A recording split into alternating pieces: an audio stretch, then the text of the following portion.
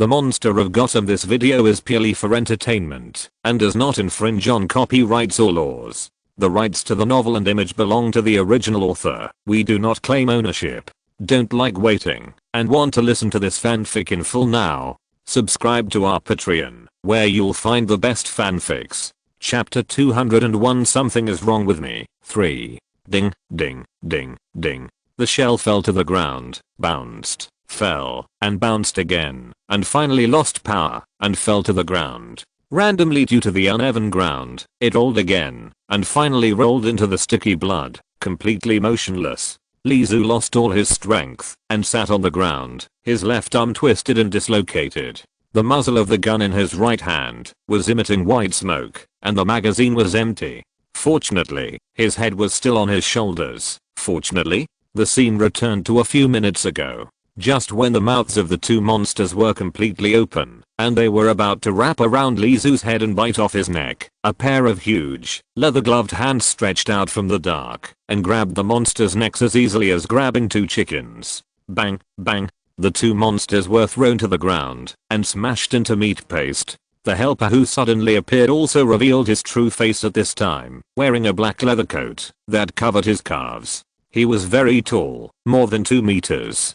A big bald head attracted people's attention, and his gray skin looked like he had been dead for a long time. The expression remained unchanged. The picture seemed to be frozen. This person stared at Lizu and Lane. "Your friend?" Lane asked. "I was just about to ask you." Lizu quickly changed the magazine for caution. The tall bald man suddenly reached out, and the back of his hand gently brushed and swept, and Lizu was like a cannonball being shot away, and he crashed heavily into Lane, and the two stopped, only after hitting the wall. Feeling the plump meat pads behind him, Lizu coughed up a mouthful of blood. It seems that the umbrella company still has a lot of good things. He raised his gun, and fired at the big bald man. The big bald man raised his hand to block his face. Except for the ding ding ding sound, the big bald man was not hurt at all. Sure enough. Lizu had an expression of sure enough. The magazine was empty. Lizu put down the gun, as if he had given up resistance. Sure enough. What? Get off me first. Lane cursed. She tried to push Lizu away, but she herself was hit hard, and had no strength at all. Sure enough, he is not a human, at least not a normal human. Boom.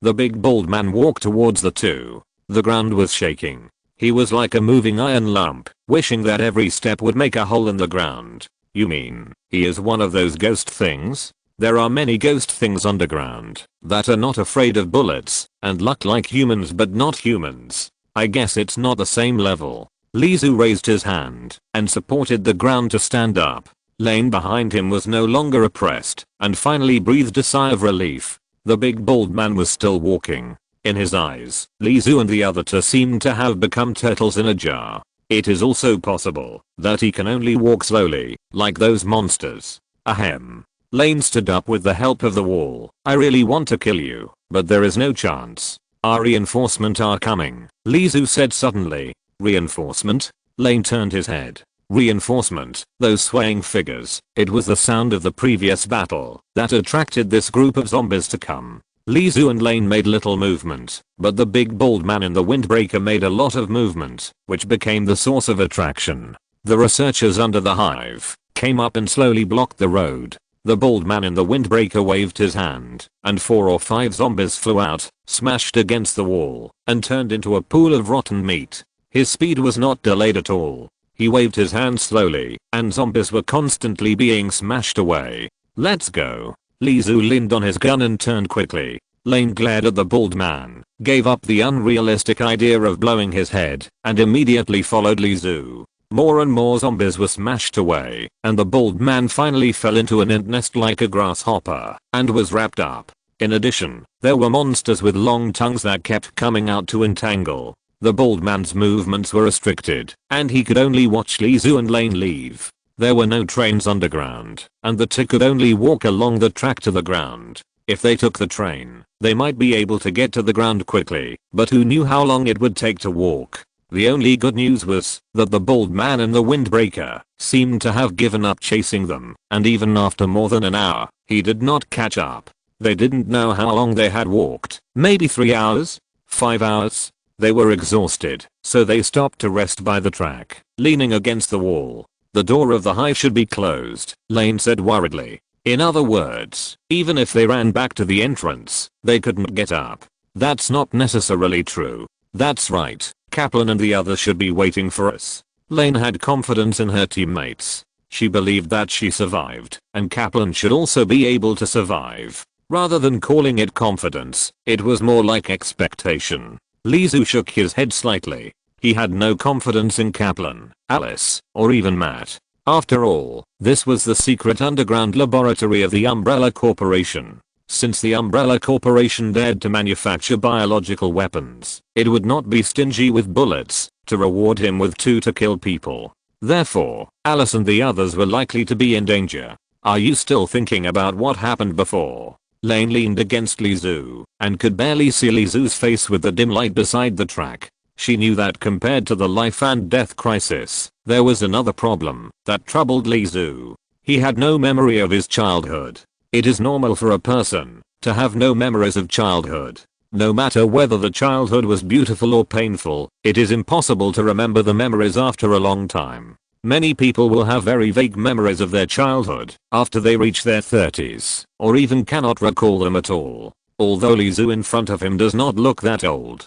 I can still remember a little bit. Lizu nodded. I just feel that something is wrong with me, as if I have lost something. He is proficient in gunmanship and acrobatics, but his body does not look like it has been trained. How can a weak kidney and a master of boxing and kicking be combined in one? He did not blink when killing those living dead, and even felt very happy, but he himself was an environmentalist. In short, he should not be a person who loves killing. I have never heard of any murderer who likes to protect the Earth's environment. There are many strange feelings like this. You feel that you are not right, Lane said first. Seeing Lizu turn to look at her, she said, you've said it many times along the way. Really? Our ultimate goal now is to survive. Whether you said your memory is incomplete or you've lost something, the most important thing now is to find a way to get back to the ground. Didn't you say you heard footsteps behind you? Yes, Lizu nodded. He admitted that the most important thing right now was to escape back to the ground and survive. Although they had inexplicably gotten rid of the big bald man and the windbreaker, the zombies behind them might not stop, and Lizu didn't think that the group of zombies could stop the big bald man and the windbreaker. The only thing to be thankful for was that, although the two were seriously injured, they were not infected. Lane took the initiative to help Lizu up. They were also in the same boat, although she always shouted that she wanted to kick Lizu's ass. Finally, they saw the train that Alice and others were on. There was nothing abnormal, and Alice and others were not seen. You'd better go to the hospital to treat your injuries. I'll go find Kaplan, Lane said, and the two parted ways. Thank you for the reward from Parksia or in Union. Chapter 202 Something is wrong with me. 4. The door to the ground was not closed. Lane strode away, not intending to send Lizu to the hospital. They should go their separate ways here. Lizu did not go to the ground immediately. He sat on the train to rest and slowly changed the ammunition. He put the magazine in the gun. He kept thinking, I'm not right. Lizu thought this was the most useful conclusion he got after this trip to the hive. When facing the hellish scene, it seemed that all problems were no longer problems, but he was also very glad to find his own problems. After all, in a world that might soon become hell, knowing that there is a problem in advance can also make psychological preparations in advance. Why didn't Matt and the others close the door? Did they think we would come back and didn't close the door? They should know. Our chances of survival are very small. But, overall, I have to thank the big bald head. Lizu turned his head and looked at the dark tunnel behind him. That is the road to hell. Falling into it is a life-threatening situation. He took a lot of effort to climb back. If we don't close the door, it will be troublesome if these things run to the ground, or have they already run to the ground? He squinted at the door leading to the ground. He still remembered that those long-tongued crawling monsters jumped onto the train to chase Alice and others, and there were so many of them. If there was no help from the big bald man in the windbreaker on the train, it would be almost difficult for Alice and others to get rid of those difficult monsters. Looking at the extent of the damage to the train, it is not difficult to guess that they had experienced a hard battle. There was blood on the train, but no corpses. Whether it was the crawling long-tongued monsters or the corpses of Alice and others, none of them. He turned around the train several times, constantly perfecting his speculation. The only explanation is that Alice and others escaped, and the group of monsters also escaped, so no one could close the door. It has been a night. What will this world become? Back to the villa. It seemed that there had been a terrible fight here. The blood on the ground was not dealt with, only the shoe prints that hurriedly stepped on the blood coagulated on the floor with the blood. It was already noon. The temperature was quite high, and the blood smelled terrible. It's nice to be able to see the sky, he sighed. Raccoon City didn't seem to be affected by the escaped monsters. Everyone went back and forth in an orderly manner according to their own pace of life. Lizu, covered in blood and with twisted arms, attracted enough attention in an instant when he walked on the street. He seemed to be from two different worlds from the people on the street. Although his memories from a long time ago were a bit vague, he still remembered the information about Raccoon City very clearly, such as he was so seriously injured. It would be better to go to Spencer Memorial Hospital and have a full body check, by the way,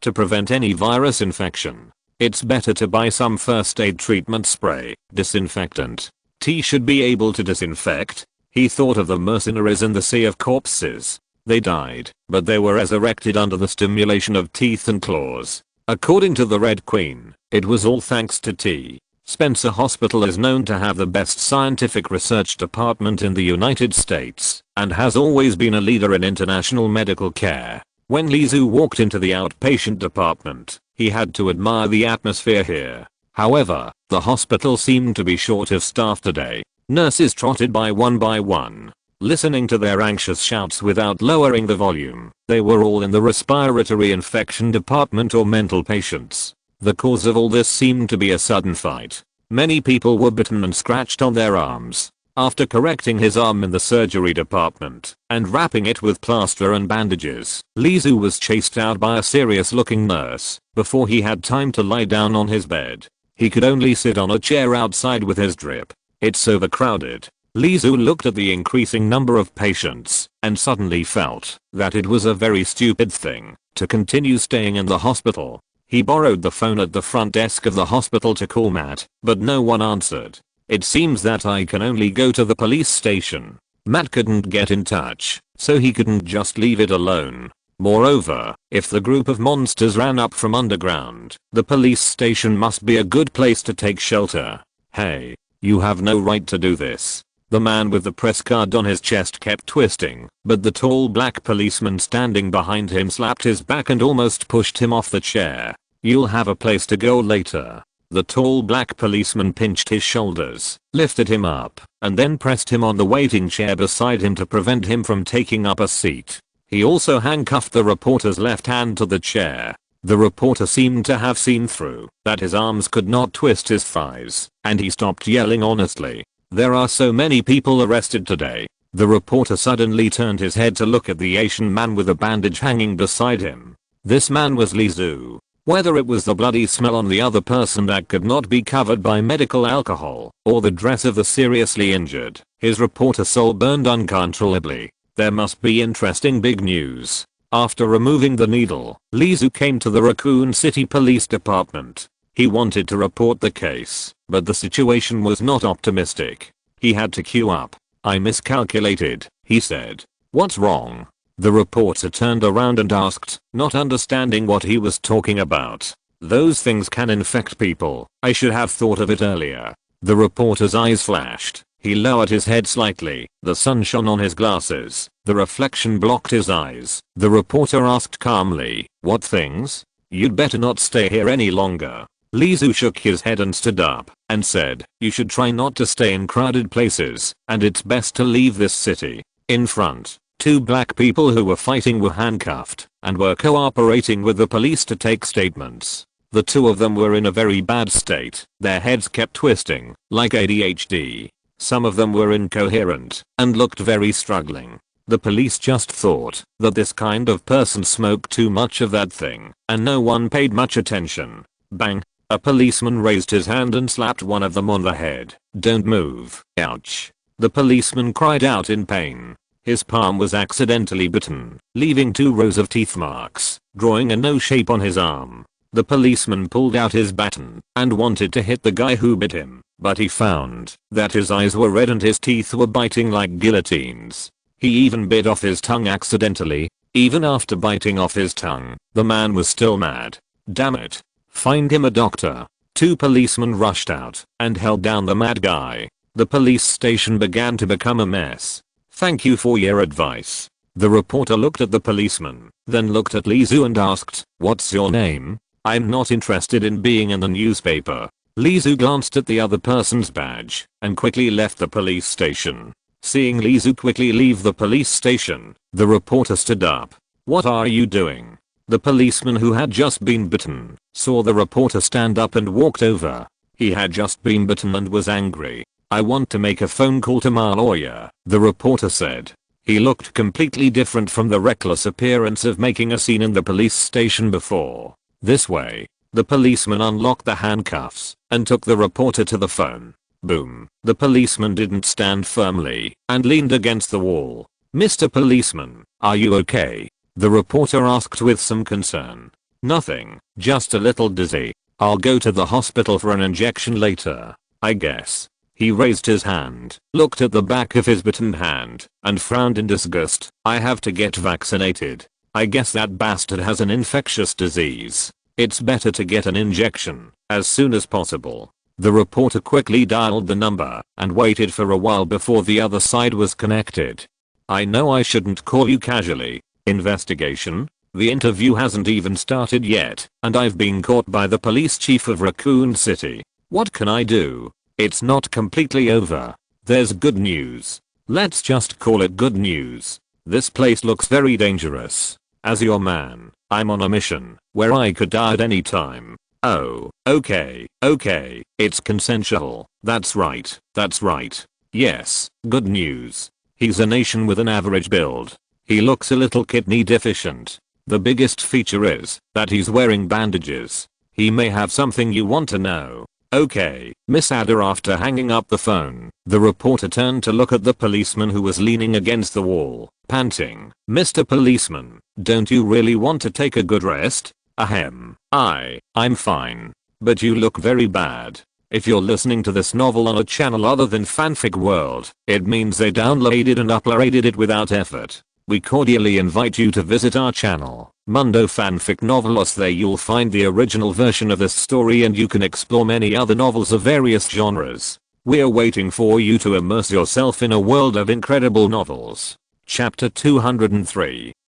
10 kilometers to Raccoon City. Blood infection, wound infection, or droplet infection. Humans who are bitten will die after a few hours and reborn. They will no longer be afraid of death. Only by blowing up their heads can they be killed. How terrible is this? If this infection breaks out in a city, how long will it take to conquer it? 3 hours, 5 hours, a day, or a week? With airplanes, high-speed trains, cars and other means of transportation, an infected person can go anywhere in the world within a day without knowing it. How long will it take for the world to fall? At least for now, in this free country, even the attitude of freedom towards infection is upheld. It only took a few days for Raccoon City to fall. When the TV station began to publicize it, not many people could escape. The first to fall were hospitals. The hospitals did not understand the situation and did not dare to isolate them, but they continued to accept new patients, making the saturated hospitals with nowhere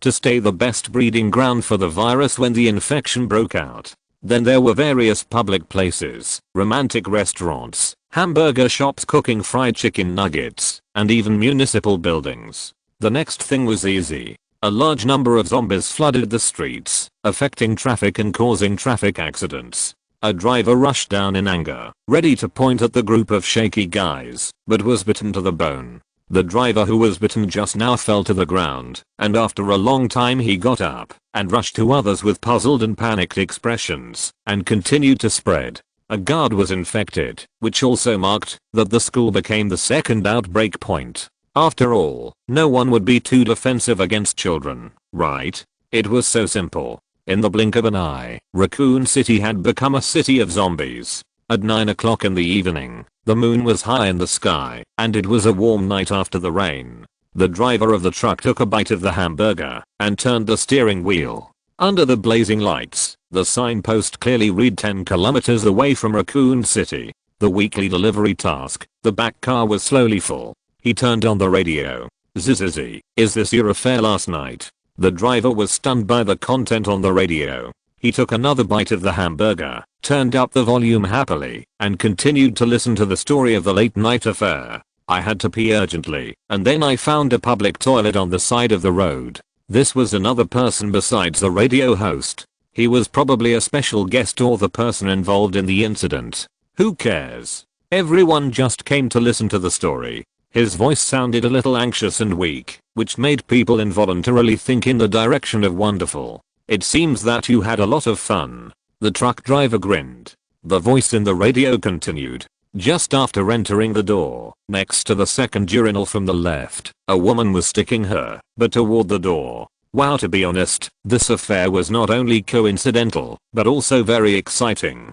There was a man under her, and she was lowering her head to kiss the man. I thought it was like this at first." The voice continued. On the way to Raccoon City, it seemed that the signal was interfered, but it was more like it was about to leave the service area, and the radio was crackling. Sizzle. I apologized and wanted to back out, but the woman turned her head and showed a rotten face with an eyeball falling out. She had no lips, only gums and teeth showing. She was eating meat. Sizzle, sizzle that, sizzle, sizzle, man, button, sizzle. The sound was completely replaced by the sound of electricity. The truck driver bit his hamburger and used his free hand to hit the radio hard, but the sound of electricity did not stop. Damn it. Although the late night affair turned into a late night ghost story, the truck driver admitted that he was still very excited to listen to it. The headlights seemed to be shining on something in front. The driver looked up and saw that it was a woman with her back to the road. He was too focused on the radio just now and didn't look at the road at all. When he found out, it was too late. The driver stepped on the brakes, but under inertia, the truck still hit the woman hard. After drawing an arc of 6 meters, the woman rolled into a puddle of water on the ground. The truck driver hurriedly got out of the car. He ran to the woman with a beer belly and panting. "Oh, it's over." Looking at the woman who was covered in blood and motionless, he knew that he had hit someone to death. What should he do now? Drive away? He turned around and looked at his car and the glaring blood on the front of the car. His legs were shaking. Pop. It was the sound of feet breaking through the water. The footsteps were behind him. The truck driver turned his head and saw a hideous face 10 centimeters away from him. The woman who should have been hit to death was resurrected. She bit the truck driver's neck. A large piece of fat on the right shoulder was bitten off. The driver cried in pain, but the woman was not satisfied and still wanted to eat more of him. "Ah," he shouted, holding back the pain, punched the woman in the face and knocked her to the ground. "Crazy, crazy, crazy." The driver quickly ran back to the car, not daring to stop for a moment. The car started and hit the crazy woman on the road again. He cried, tears streaming down his face, because a piece of flesh was bitten off. It was too painful. No one could bear that feeling.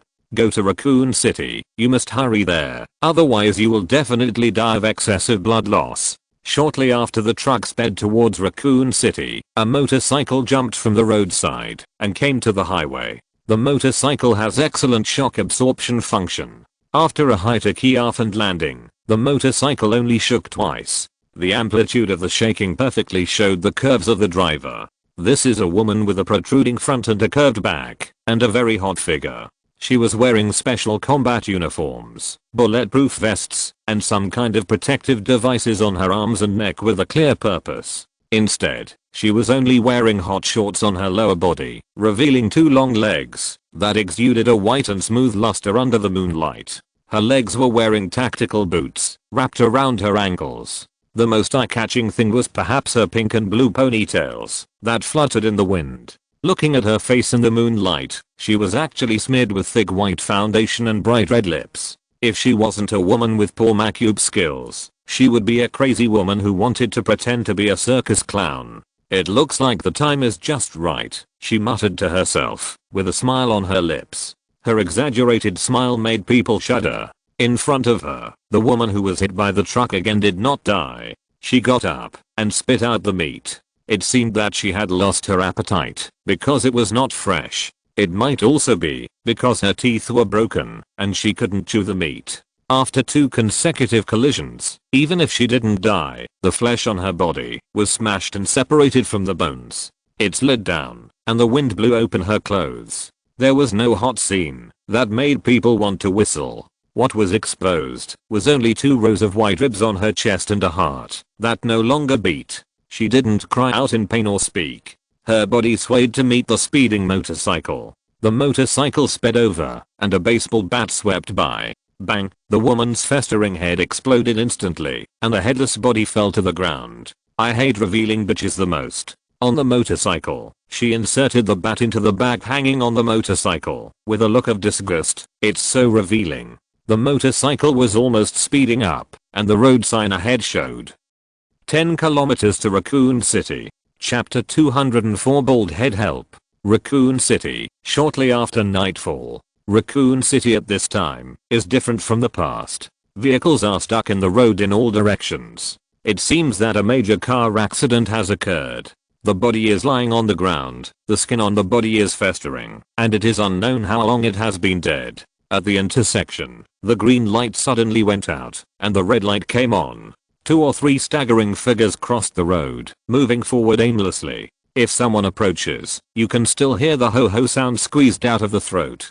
There are almost no living people in this city. Bang, bang, bang. On the dark night road, there were suddenly 3 crisp gunshots, and the staggering figure fell to the ground. The footsteps came from far away, and it was a figure in a hurry. I saw a backpack across his shoulder, a bandage on his left hand, and a pistol in his right hand. This person is Lee Zhu. On that day, after escaping from the hive, bandaging the hospital, and leaving the police station, he was ready to escape from Raccoon City, but he encountered the Umbrella Company's city blockade and large-scale military forces stationed, so he couldn't escape. Everyone was trapped in Raccoon City, and could only wait to die. By chance, he met 3 people in a gun store. They had guns and bullets, and they were next to a supermarket. Lee Zhu joined them to recuperate and rest, waiting for a chance to escape from Raccoon City. But he didn't expect that the pursuers came before his injuries were healed. The small gun store couldn't defend against the pursuers at all, so Lee Zhu could only take some ammunition and escape.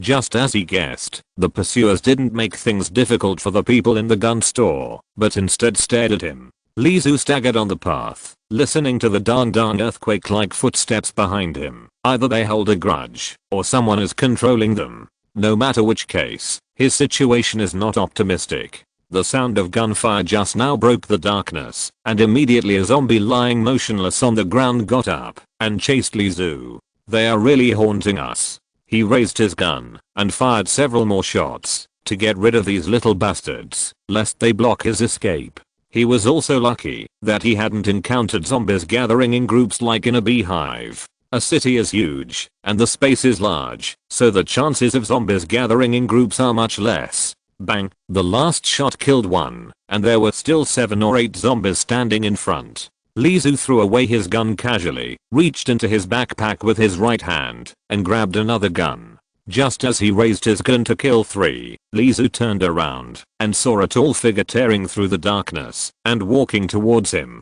Under the street light, the bald head was shining brightly. The colorful lights of the convenience store shone on the bald man's shoulders, and there was a number T103. Taking another step forward, the big bald man and the windbreaker merged into the darkness again, but he was closer to Lee Zhu. You run so fast. He gritted his teeth, looked at the blocked road ahead, immediately gave up the plan, and turned to run to the left. According to the action plan, he walked forward onto the highway, and walked along the road, to get out of Raccoon City. Now almost everyone in the city has turned into zombies. He even suspected that he was the only one still alive in the city. In addition, no one came to eliminate the zombies in the city. There were only 2 situations. 1. The troops that blocked Raccoon City retreated and gave up Raccoon City.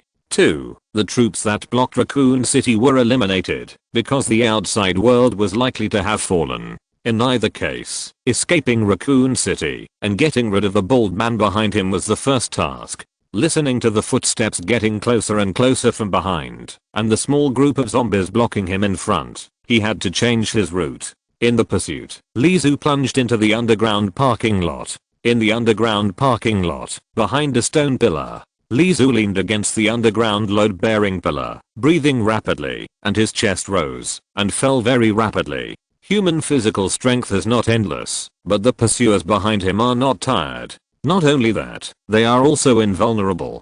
Beehive, it's really a hornet's nest, Lizu said in his heart. The footsteps are lingering, and here we are again. He leaned his face against the smooth pillar and looked out. At the entrance of the underground parking lot, under the light of the door, stood a familiar and hateful figure. Long windbreaker, black gloves, gray skin, big bald head. He turned his head expressionlessly, as if looking for Lizu's location. I'm going to be trapped now. He opened the bag across his body and searched for a usable weapon. To be honest, there were no weapons that could be used. Even a heavy machine gun could not kill the hateful windbreaker bald man. The small caliber weapon in his hand was just for tickling. Boom. The underground parking lot seemed to shake. The windbreaker bald man standing at the door seemed to have locked onto Lizu's location and actually took a step and walked towards Lizu. The footsteps were getting closer and closer. Lizu held the gun in one hand, closed his eyes, and held his breath, but he was counting silently in his heart. Here they come. He suddenly opened his eyes, stood up abruptly, stomped his left foot on the ground, bounced his body to the right, and leaned out of the pillar to fire several consecutive shots. The big bald man in the windbreaker saw Lizu and immediately raised his hand to grab him. Lizu landed and ran to the left. The King of Kin walked around the pillar. He relied on this pillar to dodge. Roundabout ways always work. He didn't hesitate to use bullets. Although the effect was minimal, if the bullets could really break that layer of skin, it would be good. Boom! Exclamation mark. The big bald man in the windbreaker suddenly raised his hand and punched the load-bearing pillar. As the dust flew, the pillar fell. Lizu glared. The King of Kin walked around the pillar. How could he walk without the pillar? The big hand wrapped in leather gloves immediately pinched Lizu's neck. Without the obstruction, Lizu seemed to have no chance of escape. Suddenly, he heard the sound of an engine and the lights flashed. Lizu squinted subconsciously. Is there anyone else here, and is he still in the car? He rolled suddenly and narrowly avoided the hand of the big bald man in the windbreaker. While taking a few steps back, he glanced in the direction of the lights on. It was a small truck. The buzzing sound was like the mooing of a cow, and the tires of the car were rubbing against the ground, producing white smoke. It was a living person, possibly a helper. However, the hand of the big bald man in the windbreaker grabbed Lizu again. At such a close distance, Lizu could not escape at all. But the car that was ready to go also roared over. The distance of more than 10 meters was crossed in an instant. The front of the car was like a rhino horn, instantly pressing against the chest of the big bald man in the windbreaker, pushing him into the wall like flying. Not only that, the car kept exerting force and stuck him to the wall. Lizu breathed a sigh of relief. It was fierce enough. The door of the truck was pushed open, and a woman jumped out. She was wrapped in a windbreaker and wearing sunglasses in the dark night. Her figure and face could not be seen, only her short hair could be seen. Don't just lie there like an idiot. The woman walked out of the parking lot very easily, as if the fierce operation just now was not done by her. She said lightly, that car can't trap it. Lizu looked at the big bald man in the windbreaker. Just as the woman said, the impact that can smash a human into a pulp can't kill the big bald man in the windbreaker. Goodbye. The woman was very straightforward and didn't stop for a second. Boom. The next moment, the car exploded and the flames wrapped around the big bald man in the windbreaker. Wait. Lizu got up from the ground and took 2 quick steps to catch up with the other party. Want to thank me for saving your life? The woman stopped, and the eyes behind the sunglasses might be looking at Lizu's face, or she might be scanning his whole body up and down. Lizu's condition at this time didn't look good, and he was covered in blood. Run away quickly, I may not save your life next time. She walked very quickly and soon disappeared. Mysterious woman Lizu looked back at the explosion and the flames and quickly left the underground parking lot. The operation to escape from Raccoon City must continue, and the route plan must be replanned. Chapter 205 Claire. Across the underground parking lot, the woman in a windbreaker had somehow come to the roof of a 4-story building. She leaned against the iron billboard of Baker's restaurant on the roof, and her sunglasses just happened to block the light from the broken part of the billboard. The red, orange, yellow and green neon lights made her colorful. After a while, Lizu walked out of the underground parking lot. He seemed to have figured out the direction he was in, and then made a decision to move forward along a certain road. It seems that he is related to the umbrella company. She didn't know what she was thinking, and watched Lizu disappear at the end of the street. That beehive, maybe I have to go there myself. She turned around and walked into the darkness completely. Lizu walked forward cautiously. The street was pitch black and there were no street lights. The vision was greatly obstructed. The dark environment is very friendly to zombies because many zombies do not need light, but it is very dangerous to humans. If the bald man hadn't caught up with us, it would have been better to move during the day. Although he felt regretful, he could only sigh that plans could not keep up with changes. With the moonlight shining from the clouds, it was barely possible to see if there were any figures moving ahead. If there were any things lying on the ground, it was really hard to see, and if he ran into them, he could only consider himself unlucky. Lizu could only think that Matt and the others had already left Raccoon City. He didn't have the extra energy to look for others, and he had to leave quickly. He walked about another kilometer. Bang, bang, bang. Suddenly, gunshots tore through the darkness ahead. Some zombies that were playing dead in front of Lizu turned around and cried ho ho and got up, staggering towards the direction of the gunshots. Because he walked carefully along the way, many zombies were not alarmed. At this time, when he heard the gunshots, the zombies that had bypassed Lizu also got up, and Lizu immediately became a meat target. What bad luck. He quickened his pace, no longer tiptoed, and tried his best to dodge the zombies' claws. He was as fast as the wind, and rushed to the end of the street very quickly. On the street, Lizu turned his head, and looked in the direction of the gunshot. The street light at the intersection was broken. It should be that there was something wrong with the circuit responsible for supplying this area of the city. In addition, the moon was hiding behind the dark clouds, so the whole street was completely plunged into darkness. However, the traffic lights on the street were still working normally at this time. The green light fell on the zombies, adding a bit of horror. Looking at the light of the traffic light that was about to turn yellow, there were more than 20 zombies swaying. And under the siege of more than 20 zombies, there was only a woman with a single ponytail. She relied on a pistol and fought and retreated, but she could not get rid of it and was finally blocked in the street where Lizu was. Click, click, the bullets were empty. Oh no. It was dark, and the woman's expression could not be seen clearly, but from her tone, it was known that her expression at this time was definitely not good.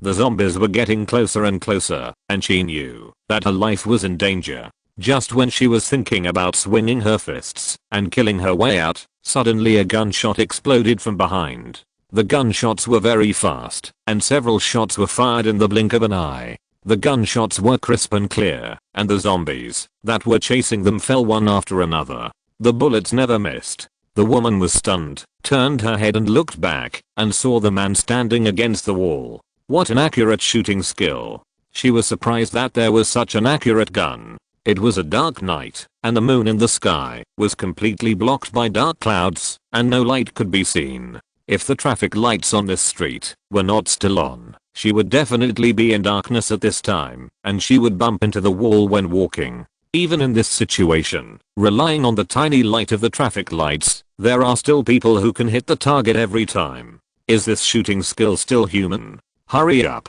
more will come soon, Lizu urged the woman who turned around and looked at him. Hearing the urging, the woman nodded in agreement and trotted to Lizu's side. As soon as she came over, a gun was stuffed into her hand.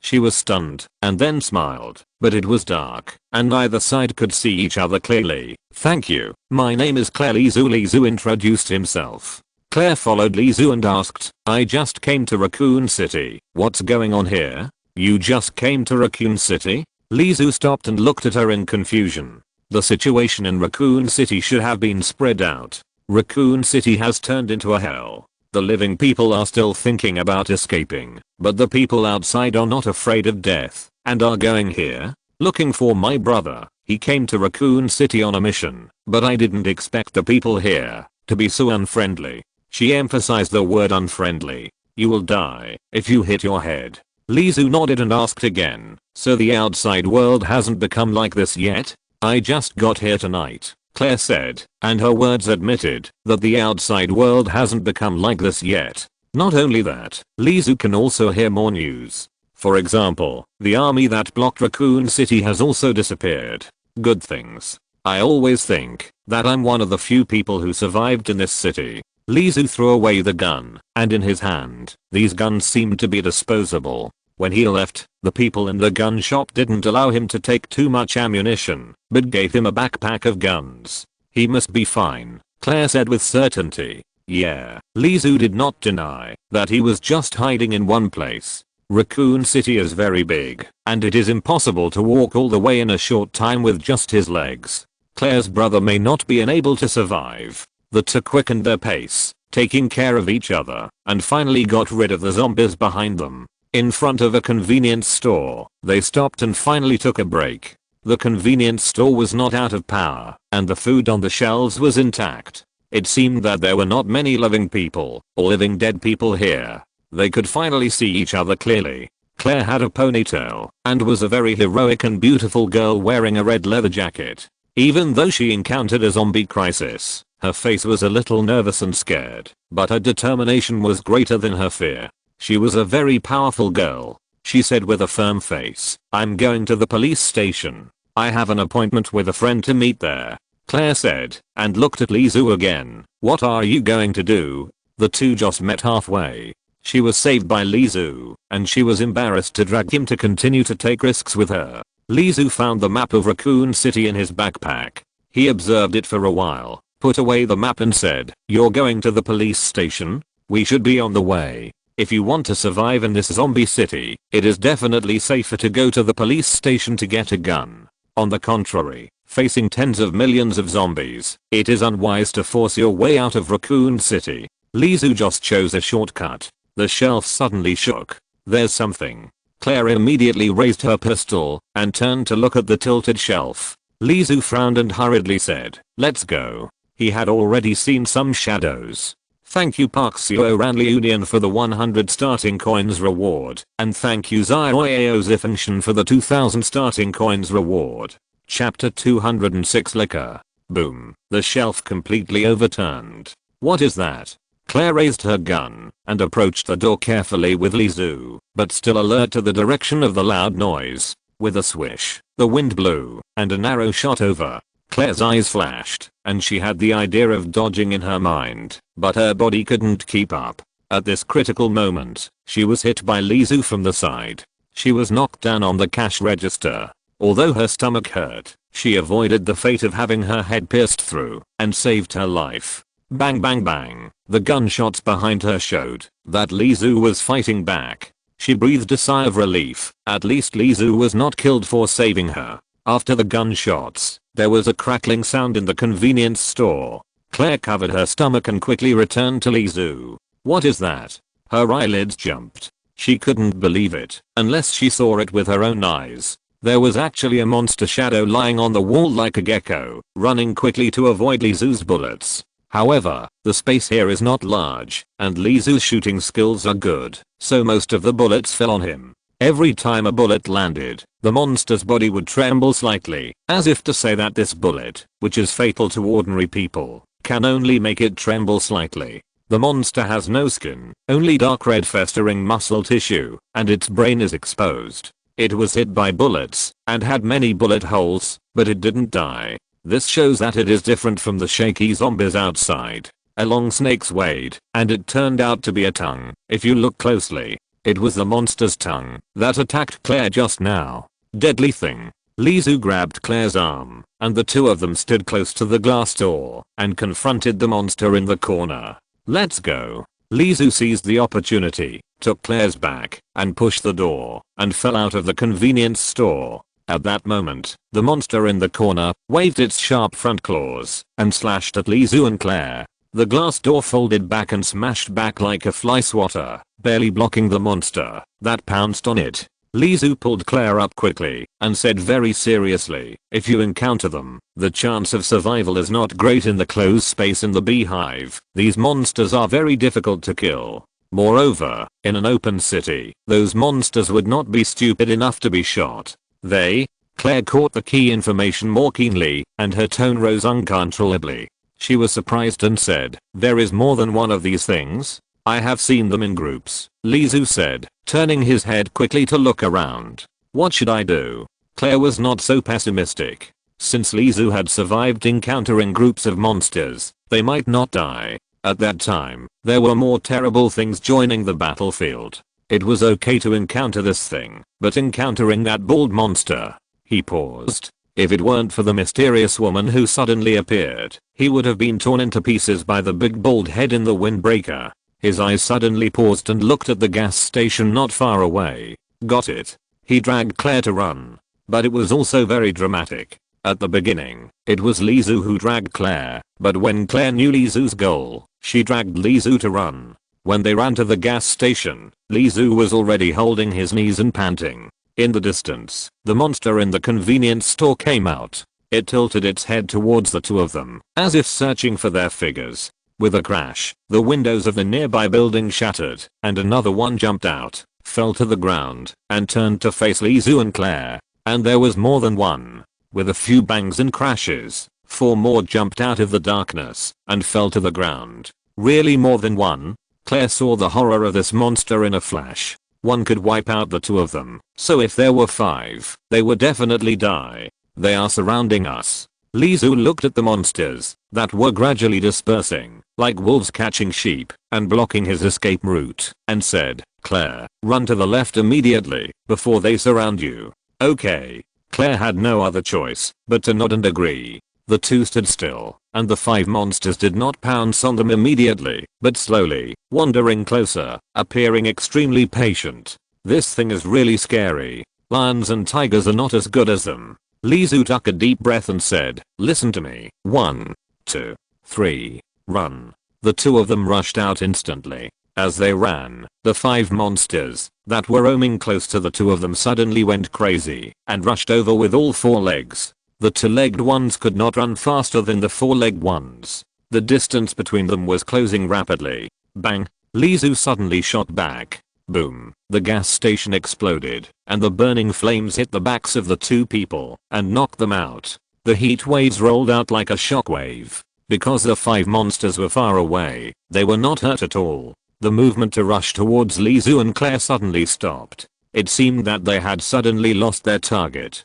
They stood still, shaking their heads from side to side, and their tongues flicked in the air. It seemed that they were quietly admiring the fire clouds rising in the sky. The explosion was not over yet. Because of the outbreak of the virus crisis, more than a dozen car accidents occurred on this street. At this time, the gas station was suddenly detonated, and the flames shot up into the sky. One car after another exploded like fireworks. Boom, boom. The explosion spread throughout the nearby alleys, making people's ears buzz. Claire and Lizu held hands and ran without looking back. Behind them was an explosion that completely illuminated the night sky of the entire Raccoon City. It was the fireworks that ignited the entire city. They didn't catch up. Claire turned her head and found that the 5 monsters actually stayed in place without moving. She was surprised. With such a big commotion, this area will definitely become a nest of the living dead later. Yeah. Claire nodded vigorously. A convenience store that was eaten by the food on the shelves was almost cleared, which was completely opposite to the situation of the previous convenience store with full supplies. Obviously, Lizu and Claire were obviously not the first wave of survivors to come here. This is normal. The reason why the food in the previous convenience store can be preserved is because everyone who went in was eaten. Those monsters love to eat human heads, brains, and internal organs, but they don't like to eat ham or drink beer. Lizu leaned against the wall and took a few sips of mineral water to restore his strength. Although his stomach was rumbling, it would be difficult for a normal person to have an appetite after seeing the mountains of corpses and seas of blood. After running for his life all the way, he could finally take a break. Seeing Claire's inquiring eyes turning to him, he knew she was curious. Although the explosion was sudden, it did not hurt the 5 monsters. Why did the 5 monsters let them go and remain unmoved? I've seen what they are capable of. If you don't have enough firepower to blow up their heads, their tongues will definitely pierce your head. But I've also observed that things have no eyes. Lizu breathed a lot better and recovered. He said, without eyes, relying on hearing, relying on heat induction. No matter how powerful their other senses are, having no eyes can make them truly blind. Chapter 207 Shirley. Claire nodded, but she was more willing to believe that she was able to escape this time because of luck.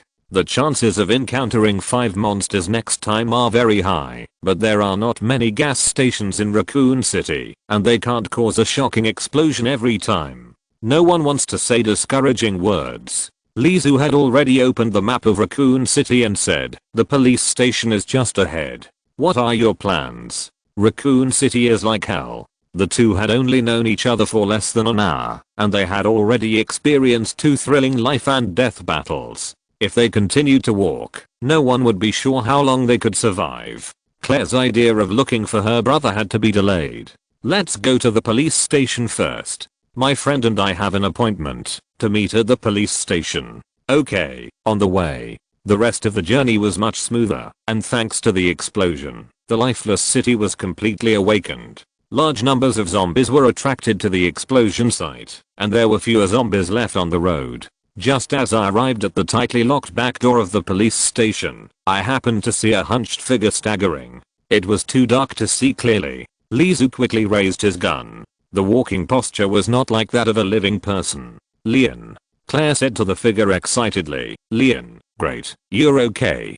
Claire, great, you're okay. The figure heard the figure pause and straightened up. When he got closer, Lizu saw clearly that it was a young policeman in police uniform, tall. The policeman named Leon nodded to Lizu as a greeting. Lizu was a yellow man, definitely not the person Claire was looking for, so he could only be a survivor met on the road. What were you doing just now? Claire pointed to the place where Leon had squatted just now. Search for ammunition. The two tried their best to see, only to find a policeman's body lying on the ground. Leon said very seriously, resources cannot be wasted. By the way, there was a sudden explosion just now. Many zombies in Raccoon City must have come back to life. You'd better find a place to hide quickly. Claire nodded embarrassedly. The big explosion was caused by them.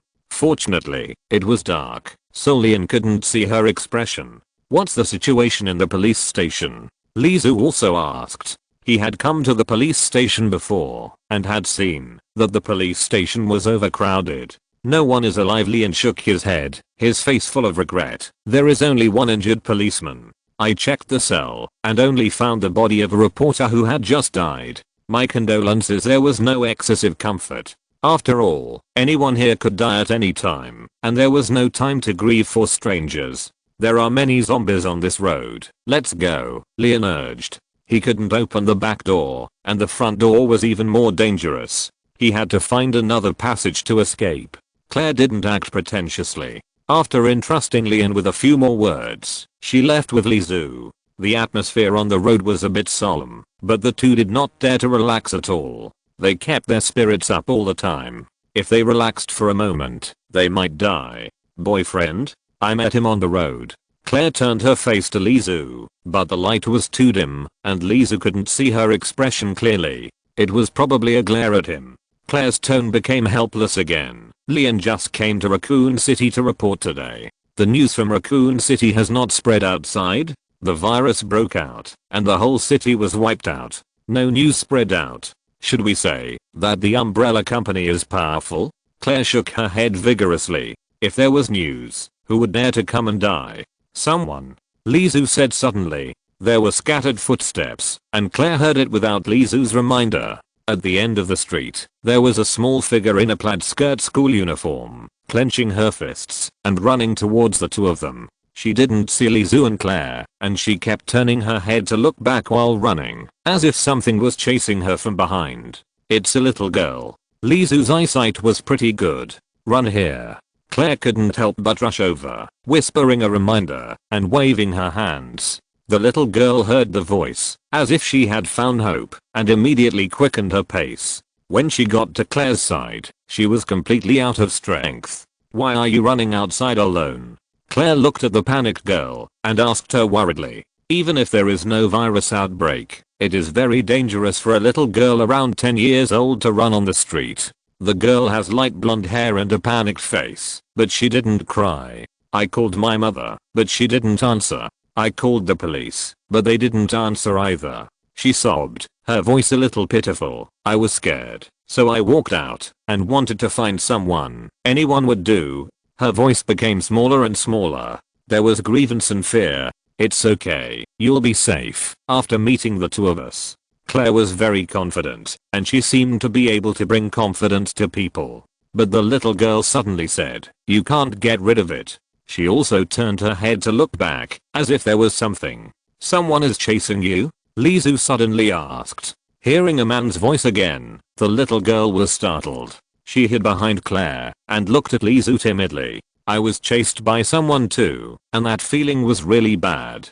Claire also heard Lizu say that the monster that chased Lizu, in Lizu's words, those long-tongued four-legged monsters, were caught and torn in half by it at will. It was simply a grandfather beating his grandson, and they couldn't beat that grandson. Claire just felt that tonight was not easy, but still said, it's okay, the two of us can protect you.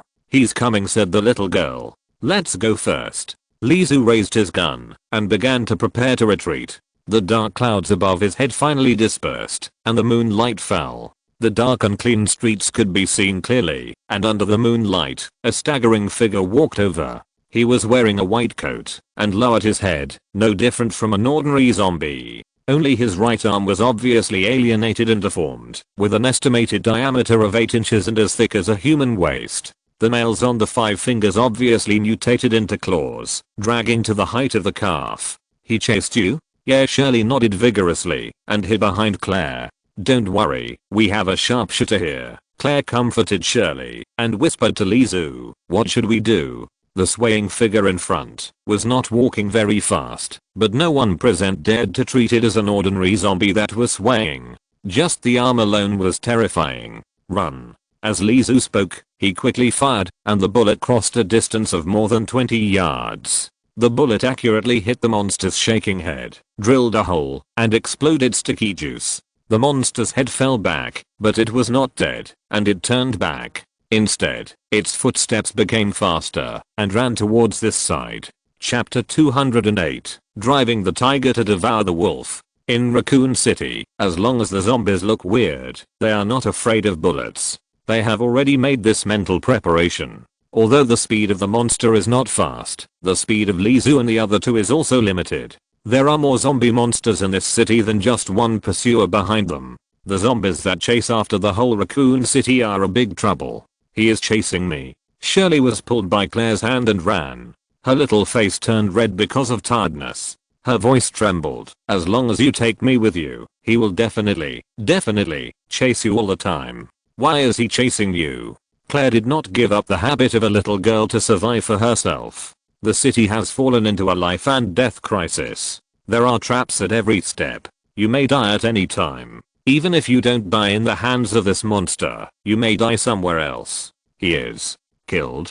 Claire suddenly looked at it with surprise. She looked back and found that Lizu finally blew up the monster's head after firing 4 or 5 guns in a row. The part above the monster's nose disappeared, the upper teeth disappeared, and only the tongue lay in the mouth, looking up at the starry sky. That head is useless. Lizu poured a basin of cold water and said, it's not the monster's brain.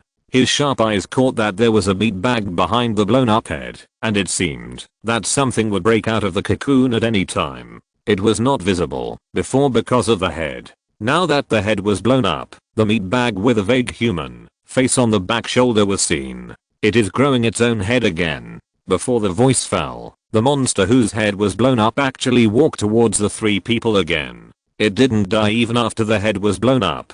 How can such a monster be killed? It seems that the only thing to be thankful for is that it is not walking fast. Suddenly, the monster twisted on the spot, and the meat on the huge right arm twisted irregularly, as if several snakes were drilled inside. The monster had no mouth, and could not roar. Only the tongue with a skylight could be seen, which was raised up, as if roaring. Sizzle. The monster's right shoulder was torn open suddenly, and it was a yellow eyeball as big as a basketball. After the eyeball gurgled twice, it locked onto Lizu and the other two. Being seen by that terrifying eyeball, the three people's hearts shrank at the same time. Fear. Any normal human being would be terrified and crazy when facing this scene. It has evolved, it seems, that the human body still has some effect on the monster. After the head was blown up and the vision was lost, the monster quickly evolved its own eyes. Go. Now is not the time to observe and appreciate the evolution of creatures and marvel at the magic of life. Claire ran holding Shirley's hand, and Lizu kept shooting from behind, aiming the bullets at the eyeball. Every time the bullet hit the eyeball, juice would splash, but the monster's powerful recovery ability would restore the eyeball faster, and the bullets could not even stop it. After about half an hour, Lizu's physical strength was almost exhausted. However, they relied on the advantage of fast movement speed to barely get rid of the monster. This was not the first time they got rid of the monster, but he always caught up again and again. Claire leaned against the wall limply, hugging Shirley. What are you doing? She saw Lizu suddenly come over, press Shirley's head, and sniff her. She should have a smell like bait. Lizu sniffed hard for a long time, gave up and said, we can't smell it, but that monster can. He's my father. Shirley curled up in fear and said, he turned into that kind of monster and kept chasing me. Claire covered her mouth in disbelief, but Lizu nodded as expected. I'm afraid we can't get away, Lizu said to Shirley. I have to ask you to do me a favor and continue to be the bait. Shirley glanced at Lizu, then turned to look at Claire. Claire looked at Lizu. What are your plans? She believed in Lizu very much, the confidence she had after living and dying together. It was clear that the three people who had only known each other for less than 3 hours tonight were now bound together. Lizu smiled confidently. Don't forget, I'm also a bait, and someone is chasing me too. You mean, you're really crazy? Claire was shocked beyond words. Shirley's father hadn't been gotten rid of yet, but Lizu was actually planning to find another one. There's no time, he's catching up.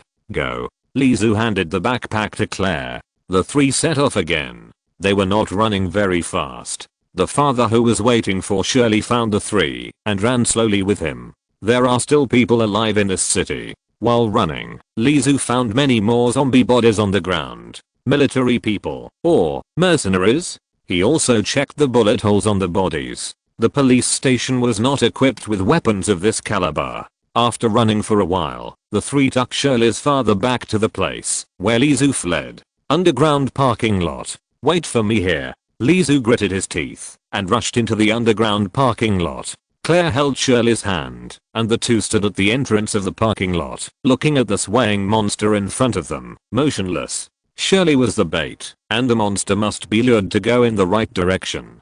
Believe him. Claire held Shirley's little hand tightly and comforted her, even though her palms were now full of sweat. The monster was getting closer and closer. Boom, boom, boom. There was a sudden earthquake-like movement behind.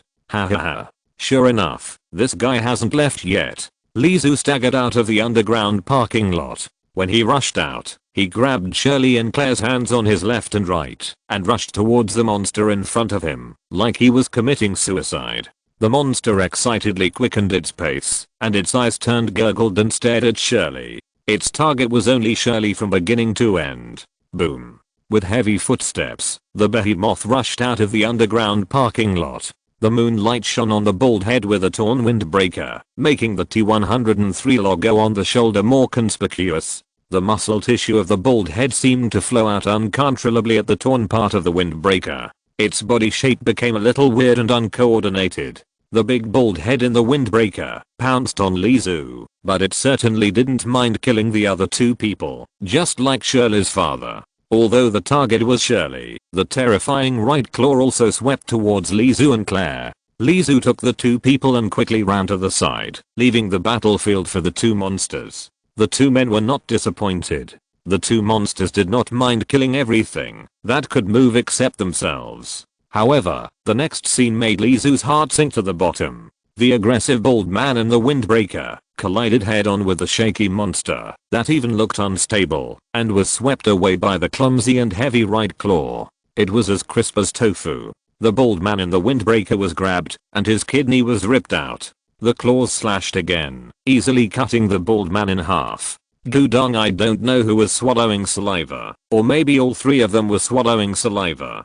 Chapter 209 Awakening. As if he had killed an insignificant character, Shirley's father slowly turned around. No, its body is still evolving, and every muscle is alive, changing and twisting on its own. There was a sound of a blunt knife tearing through flesh. The muscles were violently torn apart, and a thick left hand replaced the weak arm under the white coat. Shirley's father's left hand wrapped in a white coat curled up into a small claw on his chest. Run to the alley. Lizu raised his gun and fired a few shots to attract their attention and urged Claire and Shirley. It was Lizu's plan to drive the tiger to devour the wolf, but he didn't expect that the tiger in his eyes was actually a weak wolf. The pieces of meat on the ground seemed to be mocking Lizu's plan. Lee, hurry up.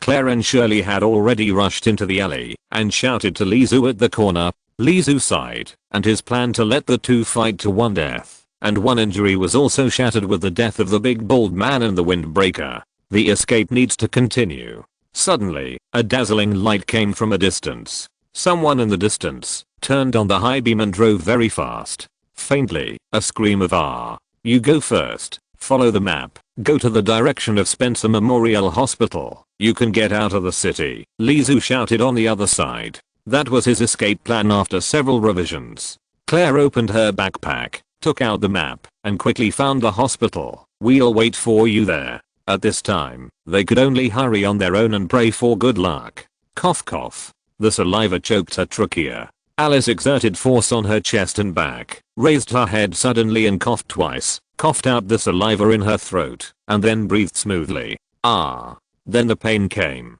She opened her eyes and saw a white ceiling. She sat up and found that she was lying naked on an instrument, with needles inserted into her body and iron clamps on all 10 fingers. She tilted her head and saw that the heart rate monitor was working normally, and the wavy lines recorded her heart rate. Ah. Alice endured the pain and pulled out the long needles that were inserted into her body, as well as the ones stuck in the nails. She was in so much pain that she almost curled up into a ball, and it took a long time to recover. After landing, she found a white coat to put on. Umbrella. Alice's eyes fell on the glass door, and the Umbrella Corporation logo on it instantly cheered her up. Her memory quickly returned to the time when Lizu and Lane did not board the train and were trapped in the hive, and they chose to abandon their companions and leave. The subsequent pursuers did not intend to let them go. Kaplan died, Matt Addison was seriously injured, and Alice also broke several ribs. However, they barely managed to reach the villa and return to the ground. As soon as the door was opened, a researcher in white clothes rushed over, carried away Kaplan's body, and grabbed Matt and Alice. The soldiers in charge of security from the Umbrella Corporation rushed over to deal with the monsters that came out. Alice did not see the result of the battle, but she heard screams one after another. When she opened her eyes again, she appeared here. Alice's toes subconsciously curled up on the cold floor, moving away from the cold ground. She left the room. At the end of the corridor, the blood on the floor attracted Alice's attention. The blood had already coagulated. Something was dragging people here. She perked up and turned her head to the right. There was a sound. Suddenly, a figure rushed towards Alice, wearing a white coat, swaying, with white eyes. A researcher who turned into a zombie. Smelling the pungent stench, Alice took a step back. When the zombie pounced on her and opened its arms, she leaned back softly, supported herself with her arms, and did a flip kick. Her right foot arrived first and kicked the zombie's chin. With a click, the zombie's chin was kicked away. Her left foot followed and kicked the zombie's right face. Her feet landed on the ground, and Alice stood elegantly. The zombie's head tilted uncontrollably, dragging its body against the wall like a cannonball, and then there was a pop sound of a watermelon falling to the ground, and a large pool of blood dyed half of the wall red. The headless corpse slowly collapsed against the wall, and finally fell to the ground motionless. Alice looked at her feet in shock, and then at her hands. When did she have such a terrible physical ability and such strong power? It was as if countless explosives were stuffed into her body, full of unbelievable power. Ouch, woo ho ho. The noise of the fight attracted other zombies, and the messy footsteps were gradually approaching. Alice was unarmed, so for safety, she pushed open a door and walked in quickly. This was a long corridor connecting two buildings. The knocking of the zombies behind her became louder and louder. Alice did not dare to stop and walked forward quickly on tiptoe. She had just woken up from the laboratory, but she walked like the wind, not as fast as a human. After knocking open the locked door and entering another building, Alice picked up a rubber stick on the table and felt more confident. She found the security room. Most of the surveillance cameras in the security room were damaged, leaving only snowflakes on the screen. However, the surveillance cameras in two rooms were still running normally. One was in the upper right corner, which Alice recognized as the laboratory, where she was lying. The other was in the lower left corner, where a group of people in white coats were walking around the room. They were living people, not zombies. Alice quickly searched the building. She was eager to know what happened to Matt Addison, who was with her, and she needed some weapons. There were almost no weapons in the whole building. Alice carried a red fire axe and walked carefully. Soon she came to the room on the surveillance camera. People in white coats were circling inside. Their movements were exaggerated and irregular. Some were standing upside down, and some were jumping on the ground like frogs. Others were kneeling on the ground, muttering to themselves. Alice opened the door, but the group of lunatics ignored her and continued to do their own things. Of course, their common feature was that they kept making weird laughter. If you're listening to this novel on a channel other than Fanfic World, it means they downloaded and uploaded it without effort. We cordially invite you to visit our channel, Mundo Fanfic Novelos. There you'll find the original version of this story and you can explore many other novels of various genres. We're waiting for you to immerse yourself in a world of incredible novels. Chapter 210, The Evil God Plan. Are they from the Umbrella Corporation? Alice's eyes swept over them. Everyone had a sign on their chest. Everyone was from a prominent background. They were scientists. Scientists hired by the Umbrella Corporation with high salaries. Walking to the corner, among this group of lunatics, the man squatting in the corner without saying a word looked more normal. What happened here? The man closed his eyes and shook his head vigorously. Hey. She reached out to the man, wanting to pat his shoulder. Unexpectedly, the man suddenly opened his eyes. She gave birth to everything. She gave birth to everything. Her arrival. She. Who? Alice asked. She. The man suddenly laughed crazily. Madman, a voice came abruptly. Alice turned around quickly, and it was a man kneeling on the ground and muttering to himself. She walked up to the man and asked, "Who are you?" Alice saw the other person when she first entered the door, but just thought he was a madman and didn't pay too much attention to him. The man stopped praying, straightened his collar, looked at Alice calmly, and said, "Kane, the top person in charge of Umbrella Company in Raccoon City. Alice, I'm glad you woke up." His voice sounded extremely calm, completely different from those crazy people. Kane. Alice stared at him unkindly. Yes, there was indeed this person in her memory. Why am I lying here? The company is conducting 3 experiments, Kane said. Project Nemesis, Project Evil God. Kane stopped and kept silent. There are only 2 of them, Alice said. Kane pointed at Alice. There is also a temporary extra, Project Alice. Project Alice? Alice suddenly felt a little uncomfortable. Project Alice and Project Nemesis are different extensions of the same experiment. You were injected with T at the same time, and then completely evolved into 2 species. Alice looked down at her hands. Was she injected with T? As far as she knew, people infected with T would become zombie monsters. But Alice thought of her previous terrible strength and agility, which seemed to be the result of her body evolving after being injected with T. She asked again. Matt Addison, who was captured with you, was a test subject of the Nemesis project. Alice's heart was burning with anger, and her body quickly grabbed Kane's neck at a speed far beyond that of a normal human. You used Matt for experiments? Where is he now? The Nemesis is my gift to the company. He is still lying in the laboratory. It seems that the laboratory has been occupied by zombies, otherwise you would not have woken up. Kane's strategizing made Alice's gums itch. But Kane was right. Alice really had to thank the zombies for waking up. It was because the researcher turned into a zombie that the injection of the drug stopped, and she was able to wake up. What about the evil god project? Alice still remembered that there was a plan. She let Kane go for the time being, and continued to ask. Yes, the evil god project. Kane was stunned, and stood there motionless. 1 second, 10 seconds, half a minute. Just when Alice couldn't help but get angry again, Kane suddenly laughed, ha ha ha ha. He looked exactly like the people around him who were laughing crazily. Alice stared at Kane, who was laughing crazily, and couldn't believe it. It turns out that he has been crazy for a long time. Kane jumped on the spot, muttered to himself, and imagined himself as a swan. A diary fell out of his body. Alice picked up the diary. The preface read, "This is a diary of record nature. Although I really want to believe the daily records of those idiots, the loss of control of the hive and the rampage of T have made me see clearly that some things are more reliable if they are recorded by myself. I will submit all these things to the Tokyo headquarters." Alice skipped the preface and turned a few pages in a row, no longer reading Kane's boasting before he went crazy and his malicious insults and belittlements of others. The diary only has a few pages in total. On May 18th, 2003, that group of idiots came out of the hive. Although it is inevitable that the Red Queen will lose control and some failures have escaped, the good news is that we still have some tea and serum that can treat the virus. By the way, let's use these two people to conduct experiments today. Alice, who is not infected with the virus, and Matt, who is already infected with the virus. On May 19th, 2003, the experiment went better than expected.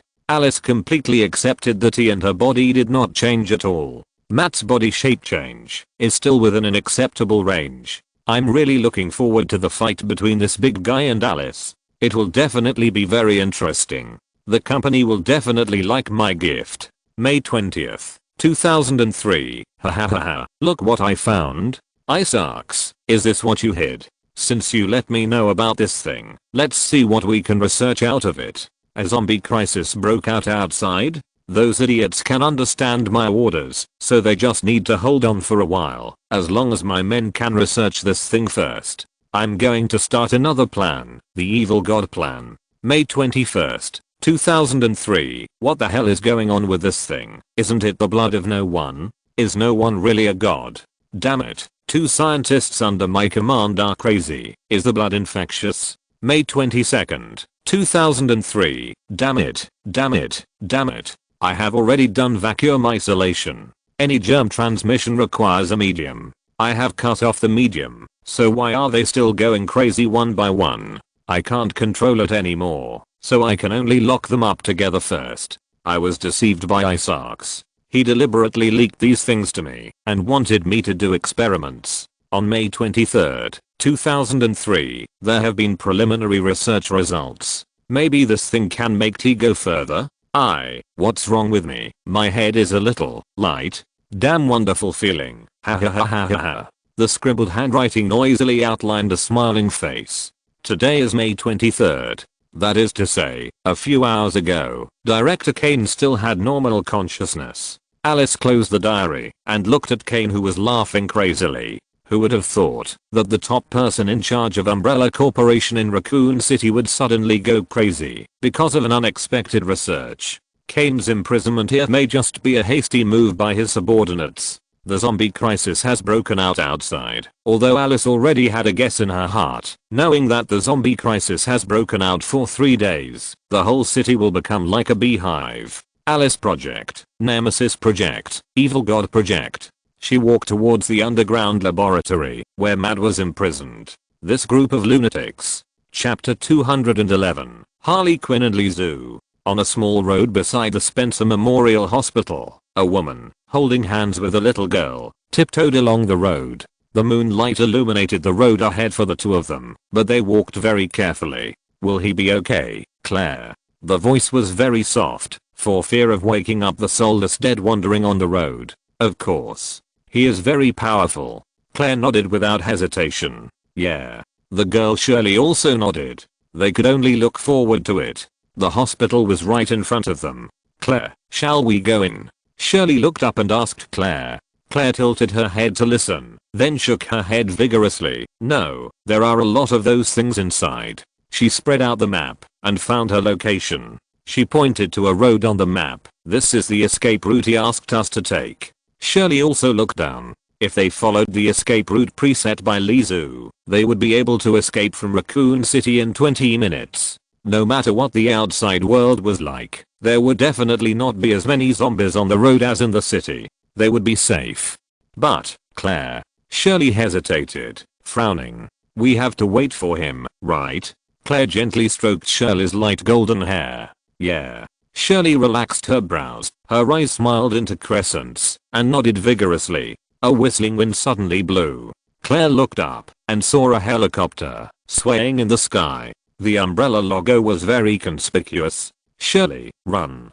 Claire saw a burning rocket track across the night sky in the distance, piercing the helicopter. Boom. A cloud of fire burned, and the broken propeller of the helicopter turned towards Claire and Shirley, spinning as fast as a blade. If it was touched, it would be cut in half. Just as the blade was about to touch Claire, the fast spinning propeller suddenly rose a little higher, brushing Claire's hair and flying into the sky. With a thump, it pierced the upper floor of the Memorial Hospital. The whole building inevitably rumbled and shook.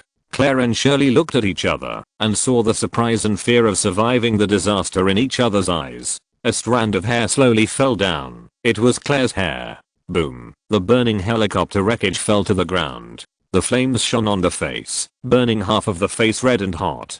Claire squinted her eyes and saw a woman's figure running towards her in an almost flying posture. "Run." She stretched out her hand and grabbed Claire and Shirley. "Ah!" Shirley exclaimed. The two were actually controlled by an unspeakable force and flew up. The flying woman stomped her feet and jumped 2 stories high. She grabbed Shirley and Claire in the air with both hands and quickly landed.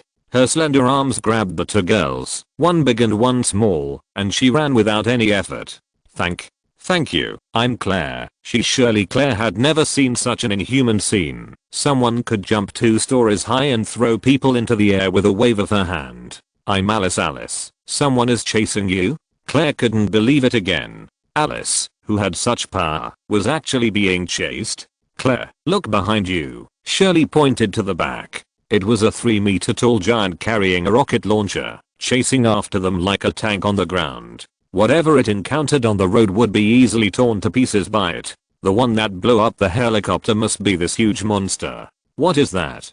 Claire asked. She had seen too many inhuman scenes tonight. "My friend," Alice replied. Alice turned around, suddenly stopped, put the 2 people down, and asked, "Claire, Shirley, hide, wait for me to lead him away." Without waiting for the 2 to answer, Alice had already rushed out and shouted, "Matt, here." Alice's response was a rocket launcher. Facing the flying rocket launcher, Alice suddenly threw her hand, and Claire and Shirley, who were watching, saw that the rocket launcher was forcibly changed in direction by an invisible force and stabbed into the hospital. Boom! Exclamation mark. A hole was blown out of a wall, like a big bite of chocolate in the middle. This inhuman battle did not last long. The battlefield between the two soon moved away, accompanied by the sound of explosions. "Let's wait for Lee for a while." Boom! Exclamation mark. The truck exploded, and the flames completely enveloped and drowned Shirley's father. The roar became more and more angry. It waved its arms and smashed the burning iron shell. Wrapped in flames, it fell limply on the broken body on the ground. The big bald man in the windbreaker was devoured, and the squirming pieces of flesh were difficult to distinguish. Only the shoulder straps of T-103 were spit out, mixed with blood, and stuck to the ground. The only thing Lisa could be sure of was that this thing ushered in another evolution. After devouring the big bald man in the windbreaker, layers of barbs pierced the muscles and grew out, like porcupine quills. But now it seems that the decorative significance is greater than practical. Everything changed so fast. Lizu watched Shirley's father almost completely abandon his human form and evolve into an out-and-out monster. His bloated fleshy body was covered with climbing teeth, barbs, and uncontrolled mucus. The monster pounced on Lizu and embraced him with both arms. Buzz! Exclamation mark. There was an engine sound behind him. A strong light hit Lizu. Ha ha ha ha ha ha. The crazy woman laughed. Lizu turned his head and saw a motorcycle speeding towards him at full power, like a black panther running angrily on the ground.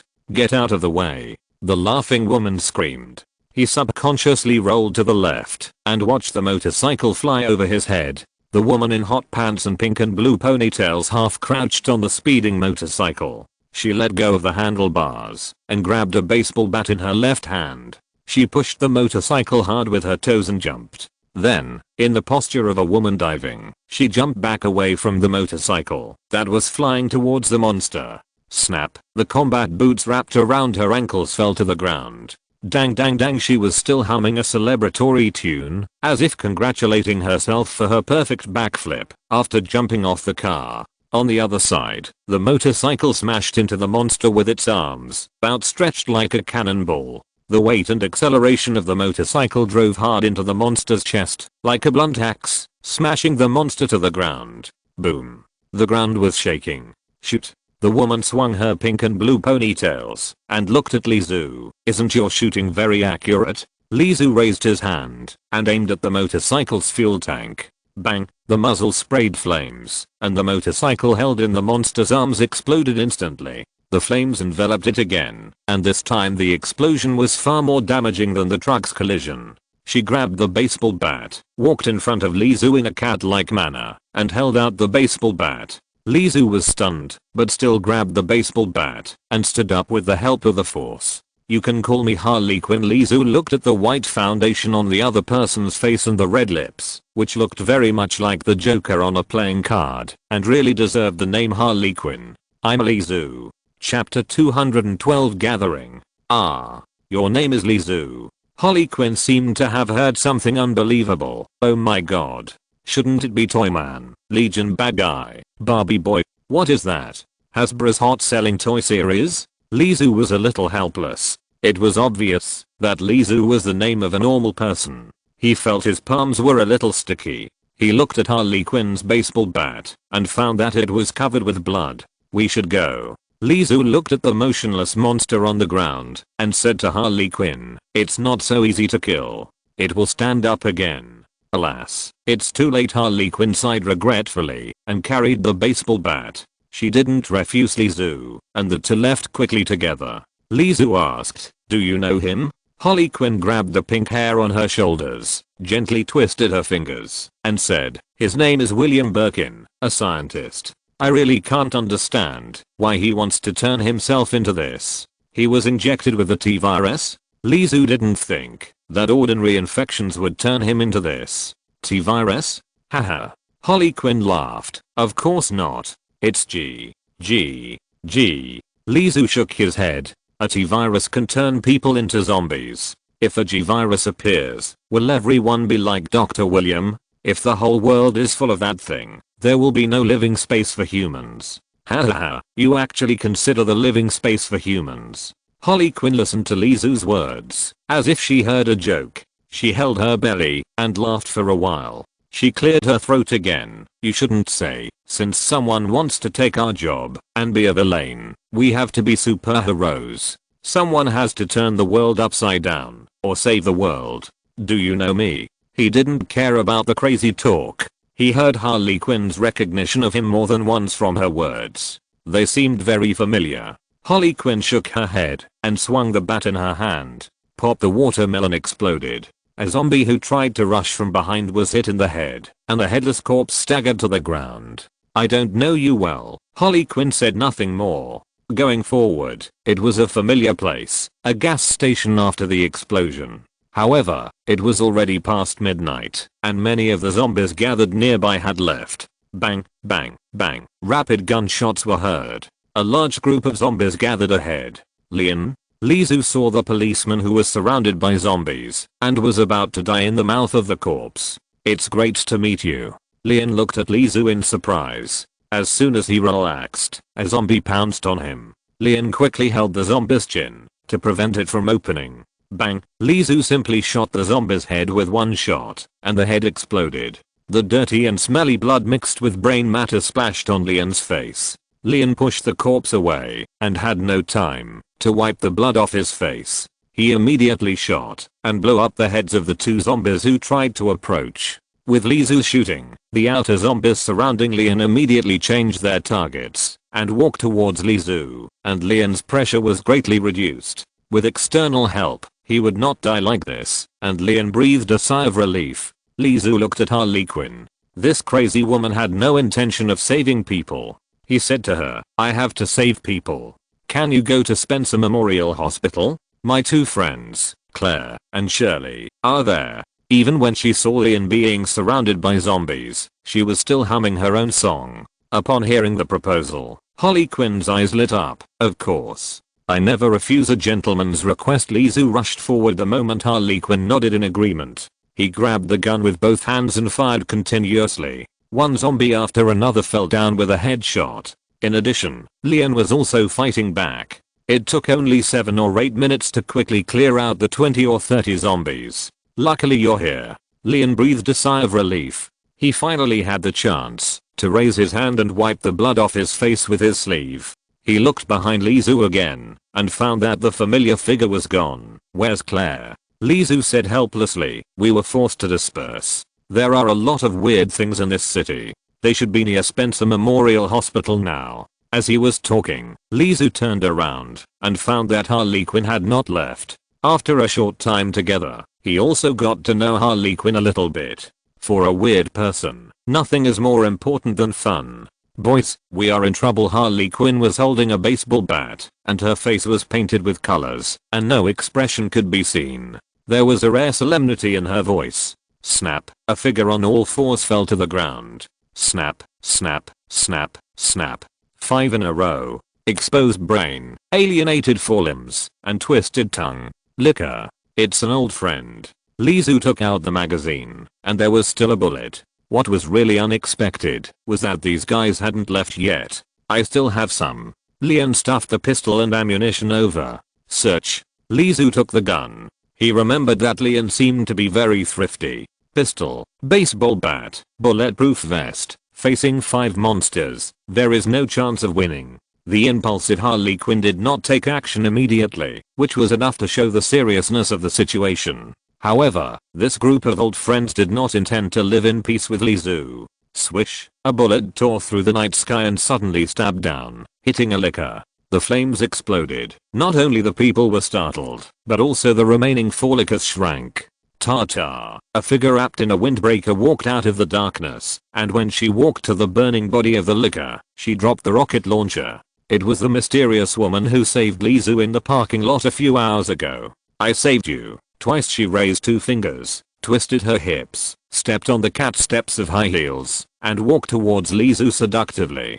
Her strong appearance did not scare the lickers, but these man-eating monsters became more excited and roared. One of them quietly lurked behind the woman, jumped up, and rushed straight. The woman suddenly unbuttoned her windbreaker and threw it backwards. The woman under the windbreaker had a hot body, a backless red short skirt, and red high heels, like a gorgeous rose blooming in the dark mud.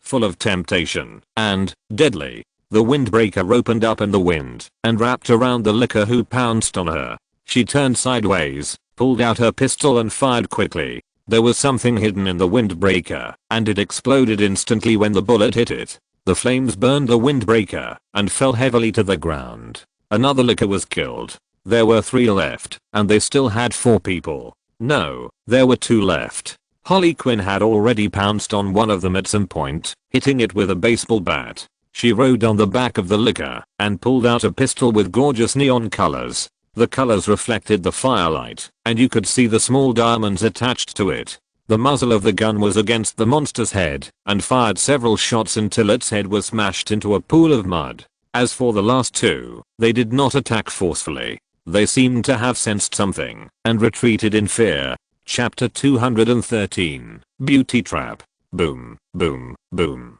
In the distance, it seemed that a piece of meat was moving towards them. Leon thought he was a very perceptive person, but when he saw the monster approaching slowly from a distance, he still said, "Man, there's something coming over there." A full-legged monster as big as a hill. The lickers were as weak as cats and tigers in front of it. Just by looking at its size, one could tell how scary it was. Oh, another old friend. Lizu glanced at the meat mountain. That's right, it was Dr. William Birkin who had evolved to move on 4 legs again. It was slower, and could only move slowly. Whether it was Harley Quinn, who had seen William Birkin, or Leon, who had never seen him, they all knew that it was best to avoid such a monster for the time being, but when they saw this thing moving slowly towards them, their expressions changed. Even if it was weird, what was the use? The roads here were connected in all directions, and the monster couldn't catch them, and the threat was not as great as that of the zombies.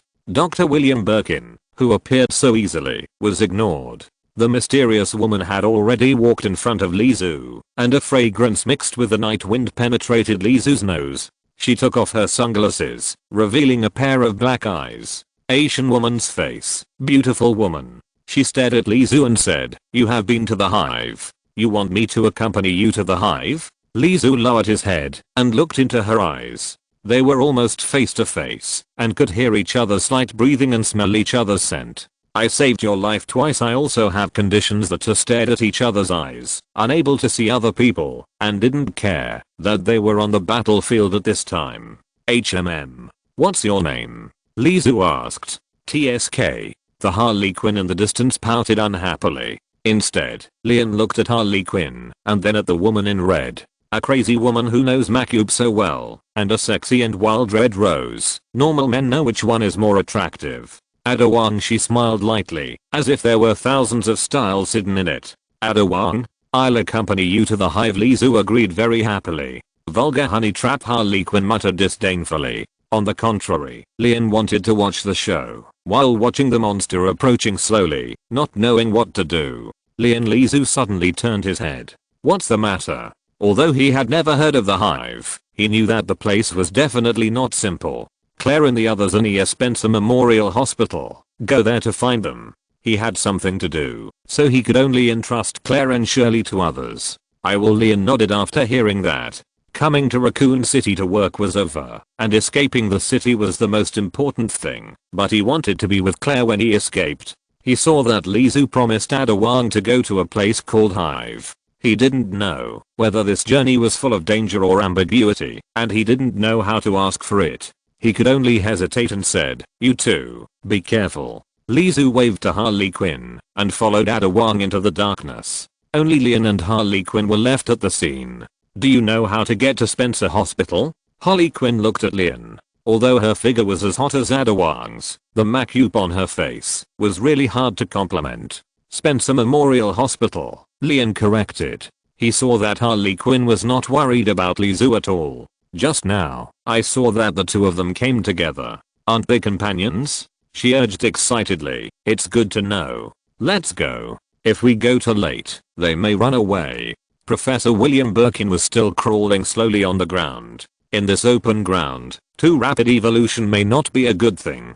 It could only watch the two groups of people not taking it seriously and leaving one after another. The meat surged, and soon it made its own choice, slowly moving in the direction where Lizu and Ada Wong left. In the suburban villa, Lizu and Ada Wong stood at the gate, looking at the broken gate. They looked at each other. "What do you want?" Lizu asked. "I know how terrifying the things in the beehive are. I have to know what you want to do. If I accompany you to fight."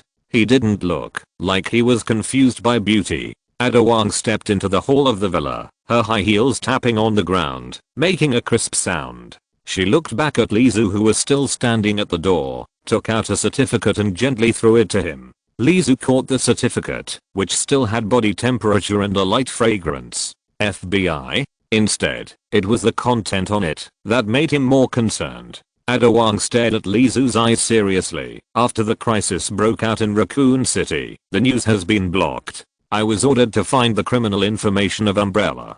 The virus information will be the most powerful evidence." She saw that Lizu only looked at her and then looked at her, so she asked, "Don't you believe it?" You saved my life twice. I will definitely help you, Lizu said, implying that he didn't believe Ada Wong's words. Ada Wong asked again, do you think I'm lying? Of course, Lizu admitted directly this time. Even if you are not the FBI, I will still help you. Lizu walked towards Ada Wong. Seeing Lizu getting closer and closer, Ada Wong subconsciously grabbed the pistol tied to his thigh. The man in front of him was a little beyond his expectations. But she still didn't draw her gun. It was definitely not because of her trust in Lizu, but perhaps because of the pistol that Lizu had been carrying. Ada Wong had seen his marksmanship when he was hiding in the dark. It was very accurate. It was so accurate that it made people panic. Lizu had already walked to Ada Wong's side and then past her and continued to walk forward and asked, since you know about the hive, can't you come in yourself? Something unexpected happened. Ada Wong turned around and followed Lizu's back with an elegant cat step. She returned to the appearance of a gorgeous red rose. This is her, and panic is just an appearance. No one has dealt with the blood on the ground. Lizu stared at the ground and said, it seems that Umbrella Company is really finished. Yeah, Ada Wong nodded, not knowing what he was thinking. They went underground and came to the train leading to the hive. The train started. Lizu had fought here in danger a few days ago. This time he returned the same way, so of course he knew the way. Sitting in the carriage, the two were facing each other, and they were no longer as intimate as when they came. The iron sheet on the roof, which was covered with bullet holes and scratches, was fluttering wildly. I'll just assume you are the FBI.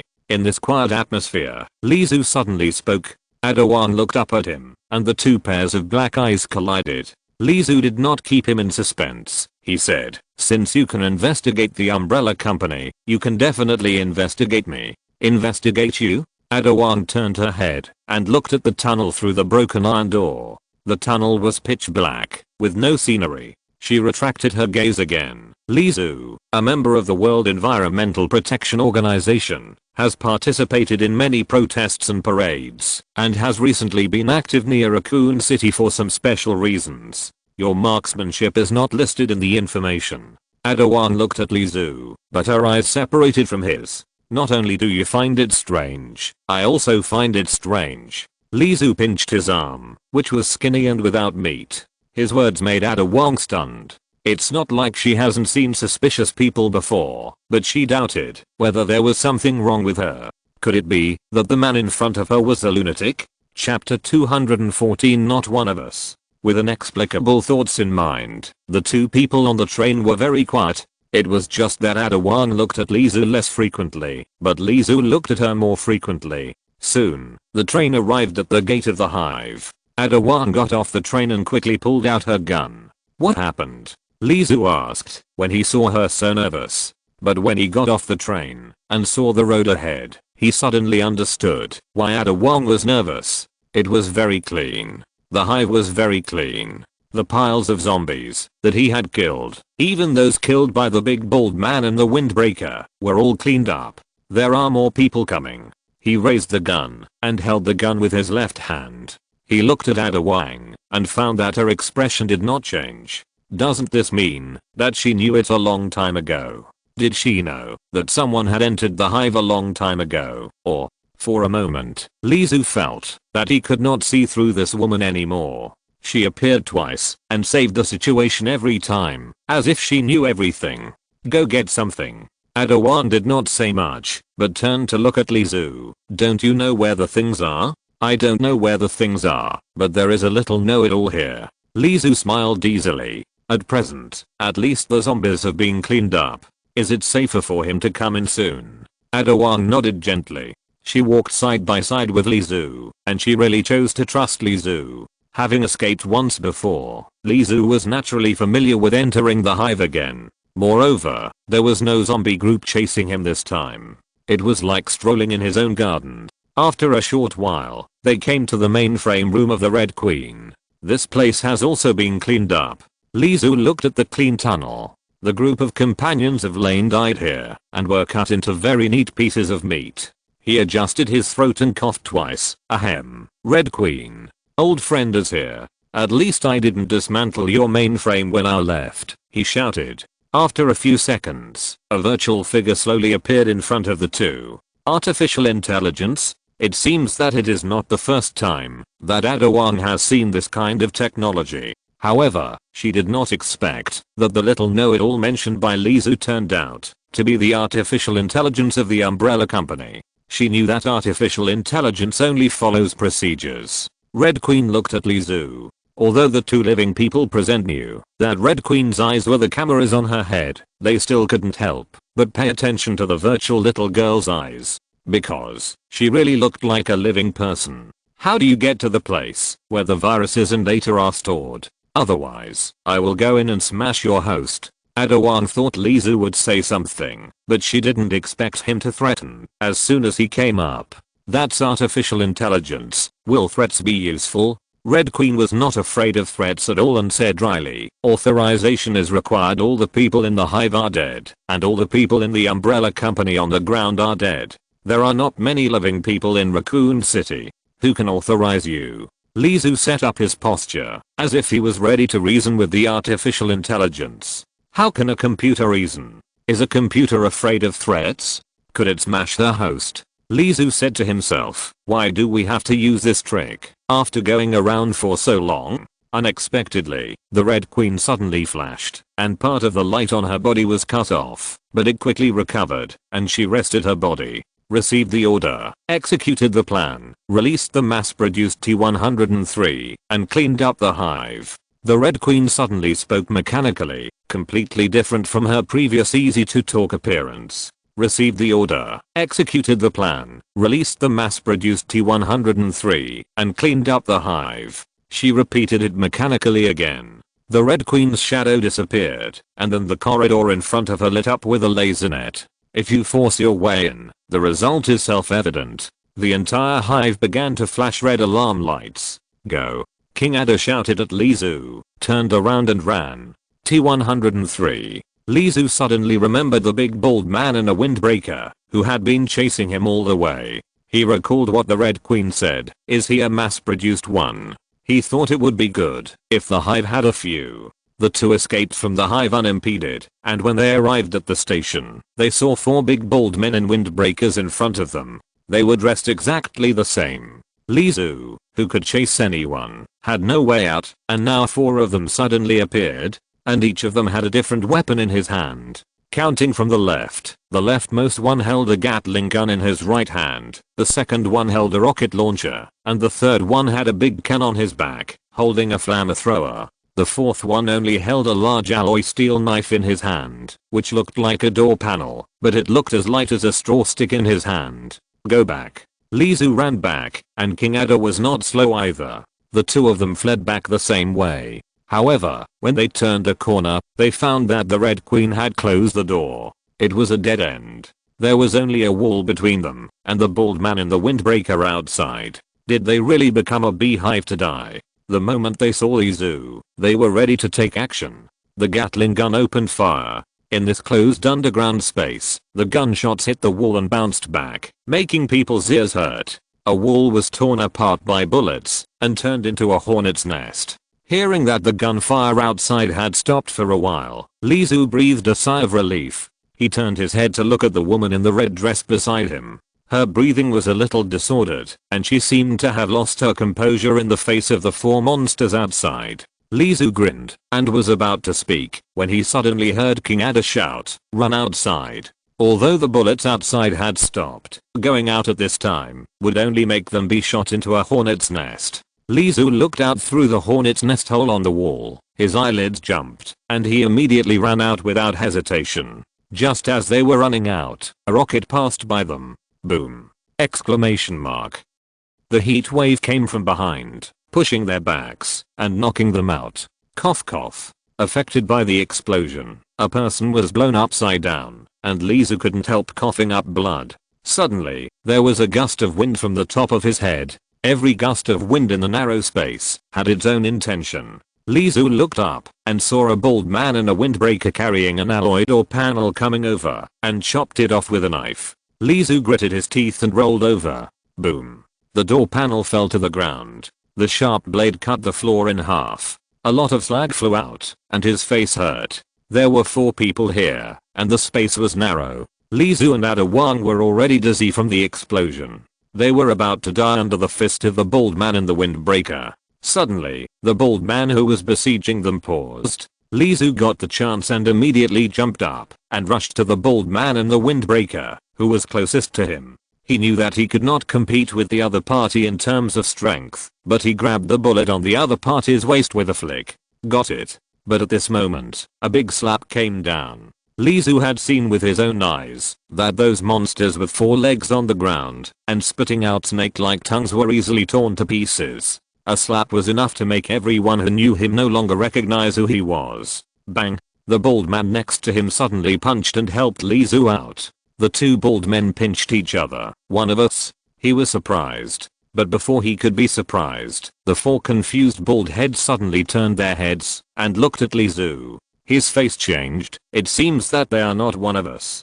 Chapter 215. Our people are here. They are targeting you. Ada Wang stepped on red high heels and fired continuously, causing one of the bald men and windbreaker to raise his arm to cover his face. The attack was temporarily slowed down. The bald man and windbreaker had no choice but to walk towards Ada Wang, but the other 3 still rushed towards Li Zu, as if he was the important person. Li Zu rolled over and hastily dodged the grabbing hands. I'm not familiar with them. One after another, he had no time to breathe.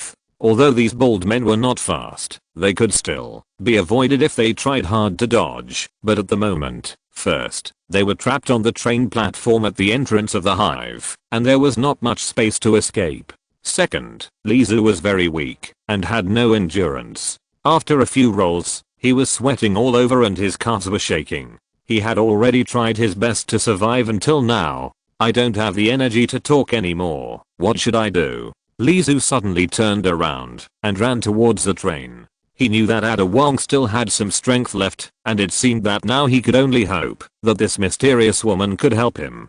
King Ada did not respond. Li Zu thought to himself, there is no pillar, so walking around the train should be able to slow down. He still planned to use the method of King walking around the pillar to catch his breath. The 3 bald men and windbreakers seemed to have seen through his plan. There was a loud boom and the train was knocked off the track by brute force and hit Li Zu. Li Zu took 2 steps back and narrowly avoided the train. The wind from the train's tilt made his clothes rustle. The 3 bald men and windbreakers had already rushed in front of him. The leather gloves grabbed Li Zu again. Help me, he shouted to King Ada.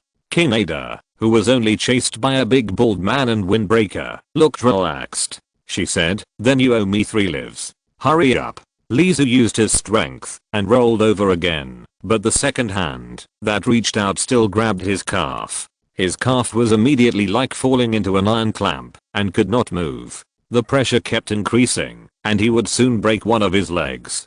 Here, if you break a leg, you will definitely die. Then something came at Li Zu, and Li Zu reached out to grab it. It was a rocket launcher. I don't know what the 4 windbreaker bald men had gone crazy for, throwing away their weapons and fighting each other, and then when they unanimously decided to kill Li Zu, they didn't pick up their weapons. It's just that the weapons were too far away from Li Zu, and he only grabbed a bullet and didn't have a chance to get the rocket launcher. Weapons are like hands, and Li Zu no longer cares about the pain in his legs. The rocket launcher hit the bald forehead of the windbreaker bald man who grabbed his calf. Li Zu grinned. Say goodbye. Bald head boom. The flames swept. Crash. Blood spilled all over the ground. Boom. The headless corpse fell backwards. Kill 1. There are still 3.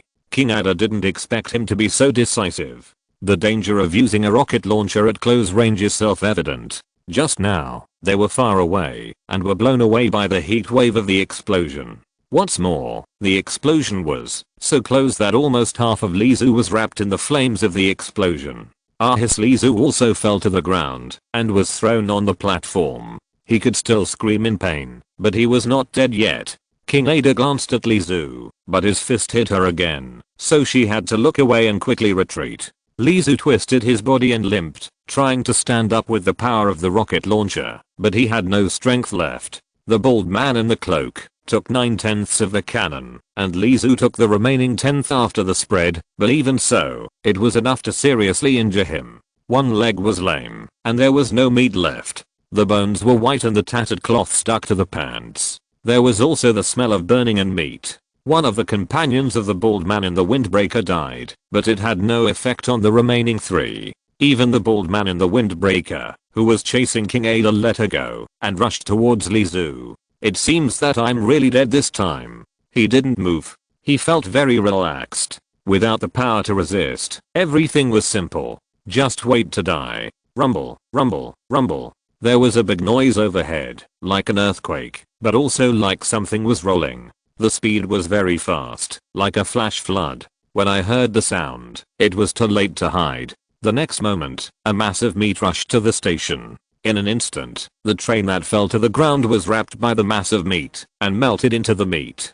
Getting closer and closer, the headless corpse that fell to the ground was also swallowed, and the massive meat surged more and more terrifyingly, as if it was going to evolve. Lizu looked at the monster that could no longer be called a living thing and suddenly heaved a sigh of relief. My own people are here. Only the huge eyeball wrapped in meat and barbs could allow him to identify the identity. The person who came was William Birkin. The 3 bald men in windbreakers standing under the platform were swallowed by pieces of meat until there was no movement at all. It was like a stone thrown into the lake. Although it caused a little ripple, it was just that. Even the bang sound of a stone hitting the lake could not be heard.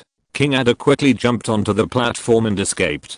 The monster accepted everything. The big steel knife made of unknown material was swallowed by the meat, and the meat was cut. Then there was the flamethrower and the Gatling gun. William Birkin might not be considered a living creature at this time. Lizu was about to come, but when the meat was about to climb onto Lizu, King Ada ran over and pulled Lizu away.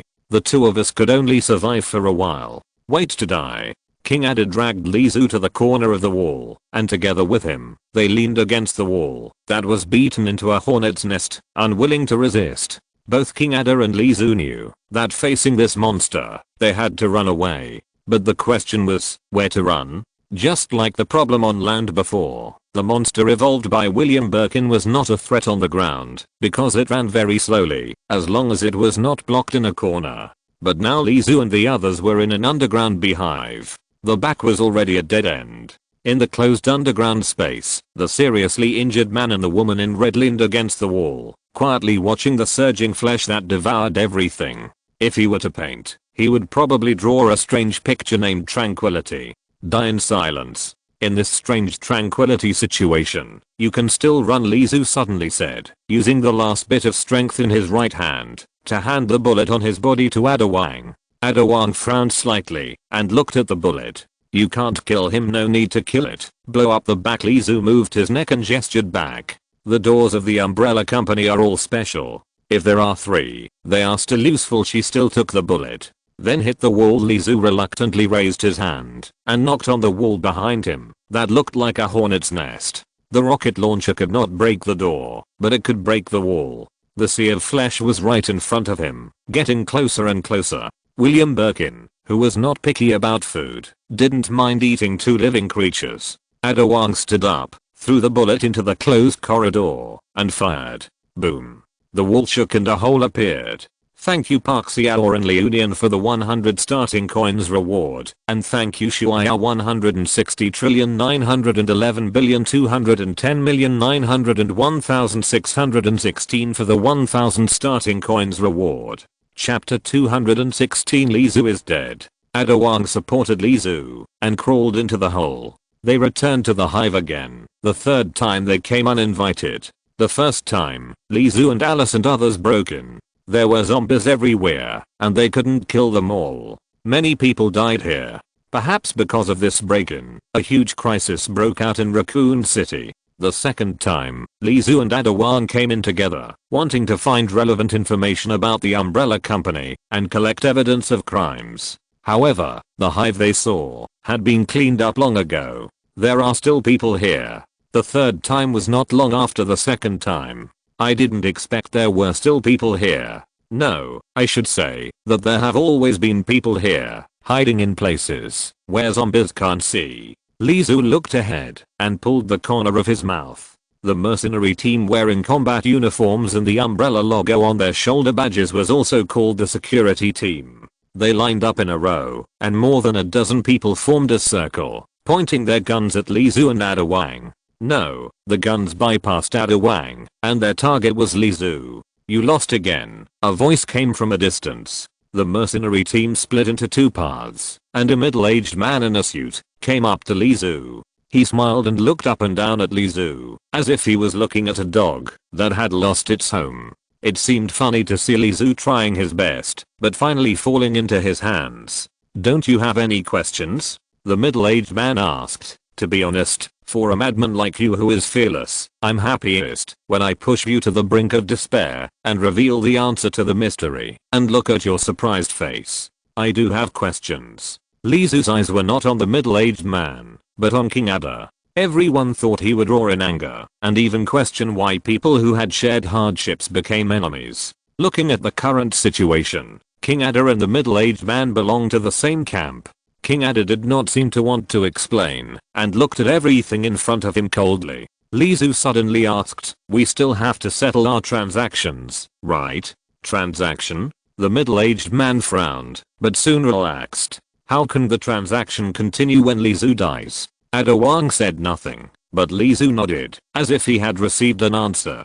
He looked at the middle-aged man in front of him again. "I have always believed that those bald heads should have escaped from the hive, but it seems that I guessed wrong. Not only did I guess wrong about the origins of those bald heads, I'm afraid I also guessed wrong about the hive and Umbrella Corporation. T's release may not be an accident, but I'm an accident, so you. He determined his target and only spoke to the middle-aged man. "You have to find a way to eliminate me. Only this can explain why a group of bald heads and windbreakers, who obviously do not look like ordinary zombies, want to kill Li Zhu." He never doubted that Ada Wang and the people in front of him belonged to the same camp, because when Li Zhu saw the middle-aged man, he knew that he only wanted him to die, so how could he go around to save him? "Then let me think about it. Why do you want to destroy me?" "Because you are afraid of me, but to be honest, I don't think I'm scary. My marksmanship, my skills, they are all good, but I can't resist a bullet. Is it that my fear is far beyond the level that bullets can solve, and you can't solve me at all?" He seemed to be talking to the middle-aged man, but it seemed like he was talking to himself. "I always feel that something is wrong with me. I shouldn't have such great skills, but I have no physical strength at all, just like kidney deficiency. These skills should make me very strong. I also have problems with my personality. I'm a member of an environmental protection organization, but when I left the hospital that day, I threw away the garbage casually. Haha." Hearing his laughter, the middle-aged man frowned. Who would have thought that Li Zhu was sure that he had a problem because of his own small actions that did not care about the environment? Although it sounds a bit scary, there is only one possibility. He looked directly at the middle-aged man. "I'm not Li Zhu." What a crazy person must be, not only doubting everything around him, but even doubting his own authenticity. "But you should also have things that you can't control, right?" He claimed that he was not Li Zhu, and pointed behind him. The meat was already devouring the wall. The release of T was not an accident, so G should be an accident. Pa. The middle-aged man clapped his hands. He smiled and praised. "Although I don't like you very much, I admire you very much. You are right. The release of T is one of our action plans, and G is uncontrollable. It's just that there was a little accident when we recovered it, which caused Dr. William Birkin to become like that. But you are wrong about one thing. You are Li Zhu." The middle-aged man picked up the gun and aimed at the seriously injured Li Zhu. Bang! A bullet in the middle of the eyebrow. Li Zhu's body fell down, dead. The pistol was thrown next to the body. The middle-aged man took out a handkerchief and wiped the non-existent stains on his hands. The handkerchief floated down and landed on the chest of the body. The middle-aged man whispered, "It's not that I can't get rid of you, it's that I can't get rid of you, and there is something you didn't give me." Ada Wang's pupils shrank slightly, but she kept her expression calmly, and no one noticed even a little change. "Doctor, the body?" asked the captain of the mercenary team. "No need to deal with it, leave it for Dr. William Birkin to eat." The middle-aged man turned around and walked towards the depths of the hive, saying, "By the way, how did I prepare?" Use a nuclear bomb to destroy Raccoon City, the team leader said with his head down. It's really reckless, but after all, it was my decision, just in time to send Dr. William to heaven, he said. Miss Ada, this way. The middle-aged man looked at Ada Wang and led the way in front of him very gentlemanly. I know you have a lot of questions, but these are not important, he said. I believe you have seen the power of the T-virus infecting organisms. Our Umbrella Corporation has indeed done a lot of business. Not only that, T-virus related products have actually been sold to various countries a long time ago. Some people in Mexico want independence and make a big fuss, so we sold some to them, but the evolution of the T-virus sometimes exceeds our expectations.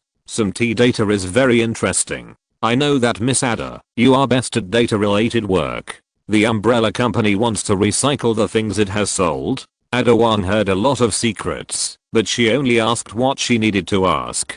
No, we will never take back the things we sold, but it is clearly written in the contract that all the alienation, evolution products and data of the T-virus belong to the intellectual property of the Umbrella Company. It's just that the people who get this data are not customers, so we can only think of other ways. The middle-aged man spread his hands, as if he was helpless. It seemed to mean that the things I sold to others were taken away by the enemy of the customer, and what should I do if it is not written in the contract? Our Umbrella Company has suffered too much loss, so I would like to ask Miss Ada to take back the data that belongs to us. Of course, as a reward, the relevant data of the Umbrella Company is also ready. He smiled and seemed to be in control of everything. You can sue the Umbrella Company, or do something else with this thing. King Ada did not speak. After sending King Ada away, the middle-aged man came to a closed room and answered the phone in front of the computer. The calmness on his face changed. Did you find it? The female voice on the other end laughed. Ha ha ha ha. Doctor, why are you in such a hurry? William Birkin's behavior was beyond our expectations. We have the information on the G virus, but I need Shirley Birkin more. A person who can perfectly accept G, which is of great value to our weapons research. I'm trying to find it. Oh, by the way, where's my little pudding? The voice on the other end seemed to suddenly remember something. Killed him again. Ha ha ha ha. The laughter got louder. I'm really looking forward to the time when he breaks your neck. At that time, I will definitely ask Little Pudding to give me your tongue. It must be very suitable for polishing leather shoes. Shirley Birkin must be found. Otherwise, I will only fire you as an employee of Umbrella Corporation, the middle-aged man said, and closed the communication. Break my neck. Humph. For a lunatic like you, the only one who can deal with you is you, right? It's almost there. Almost there. The room fell into silence. If you're listening to this novel on a channel other than Fanfic World, it means they downloaded and uploaded it without effort. We cordially invite you to visit our channel, Mundo Fanfic Novelos. There you'll find the original version of this story and you can explore many other novels of various genres. We're waiting for you to immerse yourself in a world of incredible novels. Chapter 217 Under the Nuclear Bomb. Raccoon City. The stars flickered in the night sky. The sky was pale. Next to the Spencer Memorial Hospital, which had experienced a helicopter crash, there were countless swaying figures in the raging flames. The city had completely fallen. Boom. A zombie head crossed the sea of fire and fell to the ground, rolling and leaving a sticky liquid on the ground. Harley Quinn, with a grotesque clown make-up on her face, waved a baseball bat and kicked the headless corpse in front of her. Is this the hospital? Spencer Hospital, Leon corrected. He fired several shots and knocked down the swaying zombies in front of him and quickly came to Harley Quinn's side. But Claire and the others should not be here. Leon looked at the surrounding environment seriously. A big battle had happened here not long ago, and a helicopter crashed. The flames burned more than a dozen cars and even set off a small self-service gas station. The flames were 2 stories high, and the zombies who walked through the flames became dandelions, constantly spreading the flames around. Not here? Harley Quinn immediately lost interest. Suddenly, she paused. Leon, who had been following Harley Quinn all the way, had never seen that kind of aura coming from her. She was unhappy. The reason for her unhappiness was a phone call. But soon she started laughing again. Ha ha ha ha ha. Doctor, why are you in such a hurry? She was on the phone with someone else. Leon didn't want to eavesdrop, but Harley Quinn had no intention of hiding anything. One word after another kept coming into her ears. I'm trying to find it. Oh, by the way, where's my little pudding? Killed again. Ha ha ha ha. Harley Quinn laughed non-stop, laughing so hard that she fell backwards, as if she had heard something very interesting. I'm really looking forward to the time when he breaks your neck. At that time, I will definitely ask Little Pudding to give me your tongue. It must be very suitable for polishing leather shoes. After hanging up the phone, Harley Quinn swung the bat twice in the air, turned to Leon and said, "We have to separate. There should be no other living people here. Well, to be precise, there will be a nuclear bomb soon." Whoosh. Boom. She gestured with her fingers. "This city just exploded like this, then let's escape together." Although Leon didn't believe such a crazy thing, especially when these words came from a crazy woman. Harley Quinn kicked a zombie over and then rode a motorcycle on the side of the road. Buzz the motorcycle crashed into the zombies and Harley Quinn rushed out all the way with only ha ha ha ha laughter floating in the air. I should find a way out too. Leon raised his gun. Although he wanted to rush out like Harley Quinn, he knew that this was tantamount to committing suicide. After choosing a path, Leon moved on tiptoe. Boom. Explosions almost became the main theme of Raccoon City that night. On the wide road, Alice, wearing a tattered vest, closed her eyes reluctantly. Matt. In front of her, the terrifying giant was like an armored vehicle, rushing forward, unstoppable. This chase and escape lasted too long. They should end the battle at this time. Suddenly, a childish shout came from behind Alice. Alice suddenly opened her eyes and looked at the figure that rushed over like a small iron tower. She clenched her fists and ran towards the figure. With one foot on the ground, her cuff suddenly rushed forward, as if it was equipped with a spring. When her foot landed again, she rushed forward for a while. Whoosh, whoosh, whoosh. Alice, who ran later, was even faster. One person and one monster, like meteors colliding in the sky. Boom. The ground deformed, and smoke filled the air. The surrounding cars were affected by the invisible shockwave, and issued urgent alarms. Alice. Amid the chaotic footsteps in the distance, two figures, one large and one small, rushed out. They were Claire and Shirley. They should have been hiding near the hospital waiting for Lizu, or leaving the city on their own, but Alice and the monster suddenly appeared, and the supernatural power triggered a series of effects, causing the zombies around to be too concentrated. The two girls, one large and one small, who could not run away, could only follow Alice. The two rushed into the smoke and dust, leaving only two bodies on the ground. Alice suddenly coughed twice and opened her eyes. "I'm fine, just a few broken bones." Alice asked, "Claire, where are we now?" Claire quickly took out the map and compared the surrounding landmarks with the location on the map.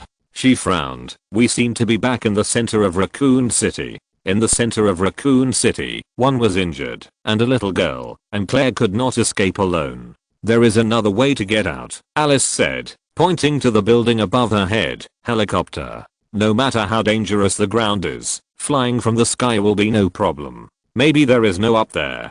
Claire was worried that this would be a futile effort. "Umbrella Corporation will definitely recover Matt." Alice glanced at the motionless monster on the ground, so there must be a helicopter. Claire and Shirley, one on the left and one on the right, supported Alice and hid in the corner with difficulty. Sure enough, more than 10 minutes later, a helicopter flew over. Umbrella Corporation came to recover the product. "I'm going to grab the helicopter." Alice held the wall, her left hand facing the direction of the helicopter, and held it empty. The propeller that should have been rotating, after two difficult turns, did not move. You can also hear the cursing voice on the helicopter. "Damn, why doesn't it work? What's the problem?" Claire and Shirley looked at the woman next to them in shock. She could control the helicopter with a wave of her hand. What kind of ability is this? Even though they have seen it many times, they still can't believe it. Ahem. Alice coughed. "Go grab the plane." "Okay." Claire grabbed the gun with both hands and sneaked over. She moved very quickly. There were only 3 Umbrella employees on the helicopter, 2 of whom were injured, and the pilot was under control and dared not move. The 3 of them quickly got on the helicopter. The pilot, with a gun pointed at his head, was very obedient. "Leave Raccoon City." The helicopter quickly flew away from Raccoon City. Other 2 adults and 1 child on the plane all breathed a sigh of relief. They finally escaped from that hell. It was almost dawn, and this thrilling night was finally coming to an end. Whoosh! Outside the helicopter, a rocket brushed past the helicopter and rushed towards Raccoon City. Not good. Claire, Shirley, hold me tight. Alice opened her hands, and a layer of energy film visible to the naked eye opened to protect the 3 people. In the distance, the rocket plunged into Raccoon City. The violent energy swept across the entire city. Huge flames ran to the sky, and the clouds were burned hot. The grey morning was suddenly more dazzling than the cloudless sun at noon. The rolling mushroom cloud grew instantly with the entire Raccoon City as its foundation. The underground hive was like a hill of meat, wriggling. The nuclear bomb exploded overhead, and the light instantly burned the infinitely evolved body of the G-Virus. On the ground, the goddess of vengeance lying motionless on the ground opened her eyes and waited quietly for the heat wave to wrap herself up. In the sky, the shock wave swept across and hit the helicopter, carrying the helicopter that had lost its propeller and smashing it to the ground. Leon jumped out of the car far away from Raccoon City and watched the terrible city disappear under the mushroom cloud. Only a strong wind blew, making him squint his eyes. Under the nuclear bomb, all sins are eliminated. Chapter 218 In Prison. Located at the southern tip of North America, a secret research institute bordering Mexico, the moon was hanging overhead. In the moonlight, military vehicles passed by, and soldiers patrolled in an orderly manner. A black business car stopped, and a soldier trotted over, opened the back door, and a pair of black leather shoes stepped out, followed by a man in a black suit. Doctor. A woman in a white coat and glasses was waiting at the door. When she saw the middle-aged man get off the car, she quickly caught up. She was holding a stack of information in her hand, with dense small characters, and it made people dizzy to glance at it. When the doctor walked into the institute, an assistant immediately brought a white coat and helped the doctor put it on. The first floor was guarded by soldiers, and it was surrounded by people. However, no matter who passed by, they would stop and make way when they saw the postdoctoral fellow. How is it? The doctor asked, taking the information respectfully handed over by the female scientist. The doctor casually scanned the information, page after page, very quickly. The female researcher lowered her head, except for a few charred bodies. Only Alice is still alive. The doctor stopped flipping through the information and stood still. Besides Alice, what else? There is also some information. Has the information of the evil god plan been recovered in advance? No, the doctor took another step and said, I knew he was a waste. It's a waste for me to let him be the director of Raccoon City. Forget it. Take me to see Alice. The group quickly entered the elevator. A black-clad security guard opened the elevator early and waited for the arrival of the doctor and others. Just a few floors underground of the institute, at the bottom, there is a huge underground laboratory. In the glass jar, the naked woman closed her eyes and slept in it. In this huge laboratory of 2,000 square meters, a computing center was built with the glass jar as the center. Researchers in white coats walked back and forth, checking whether the instruments were normal and constantly monitoring whether the woman in the jar had any signs of life. The doctor came to the jar and threw the information to the assistant. He looked up at the woman in the jar. What a masterpiece. I heard that she can kill the goddess of vengeance. The information and data show that she does not have this ability, but according to the information transmitted back by the operator of the goddess of vengeance, yes. The assistant quickly slid the tablet in his hand, looking for the necessary information. Great, I believe she is the product that the company needs. The doctor knocked on the glass and looked very happy. Doctor. The assistant hesitated. What else? The doctor was a little impatient. He was now concentrating on Alice. She was the masterpiece of the T-virus. Wesker brought the research data distributed in Tokyo. It is a virus called G. The doctor frowned. He said with some disapproval, I'm not interested in that thing now. The perfect combat weapon. Alice is right in front of him. The T-virus is everything. What is the G-virus? That has never been heard of. Here is a message from Wesker. The assistant just took out an earphone and handed it to the doctor. Even though the doctor was reluctant, he still put on the headphones. After a minute, He took off the headphones and said, "Show me G's information." "Yes, doctor." The doctor turned and left, and everyone's eyes subconsciously followed the doctor's leaving figure. At the moment when no one cared, Alice in the glass jar, her tightly closed eyes suddenly struggled and opened completely. Located on the 5th underground floor of the research institute, the white metal walls and iron doors firmly trapped the people in white lab coats together. On the 5th underground floor, there are cells, where countless prisoners are imprisoned. In the innermost room, there are 4 people huddled in the corner. Bang, the door opened. The 4 people looked up at the opened iron door at the same time. It was not the dinner, but the people with umbrellas, pressed a decadent man in. "I've brought you a new friend, haha." The soldier on the left untied the handcuffs of the man who was brought in. "He also cares about the environment like you do. You will definitely get along well." The man who was pushed in fell to the ground without struggling. "You don't care about human rights. As long as you can get out, we will definitely sue you." The big bearded man among the 4 threatened, but he seemed to lack confidence. This was the harsh words he would say every time he opened the door. Of course you can, but I have the final say here, haha." Bang, the iron door closed again. The electronic lock saved the key. At this time, the 4 people dared to move and came to the side of the fallen man. He fainted. "Hey, wake up, wake up.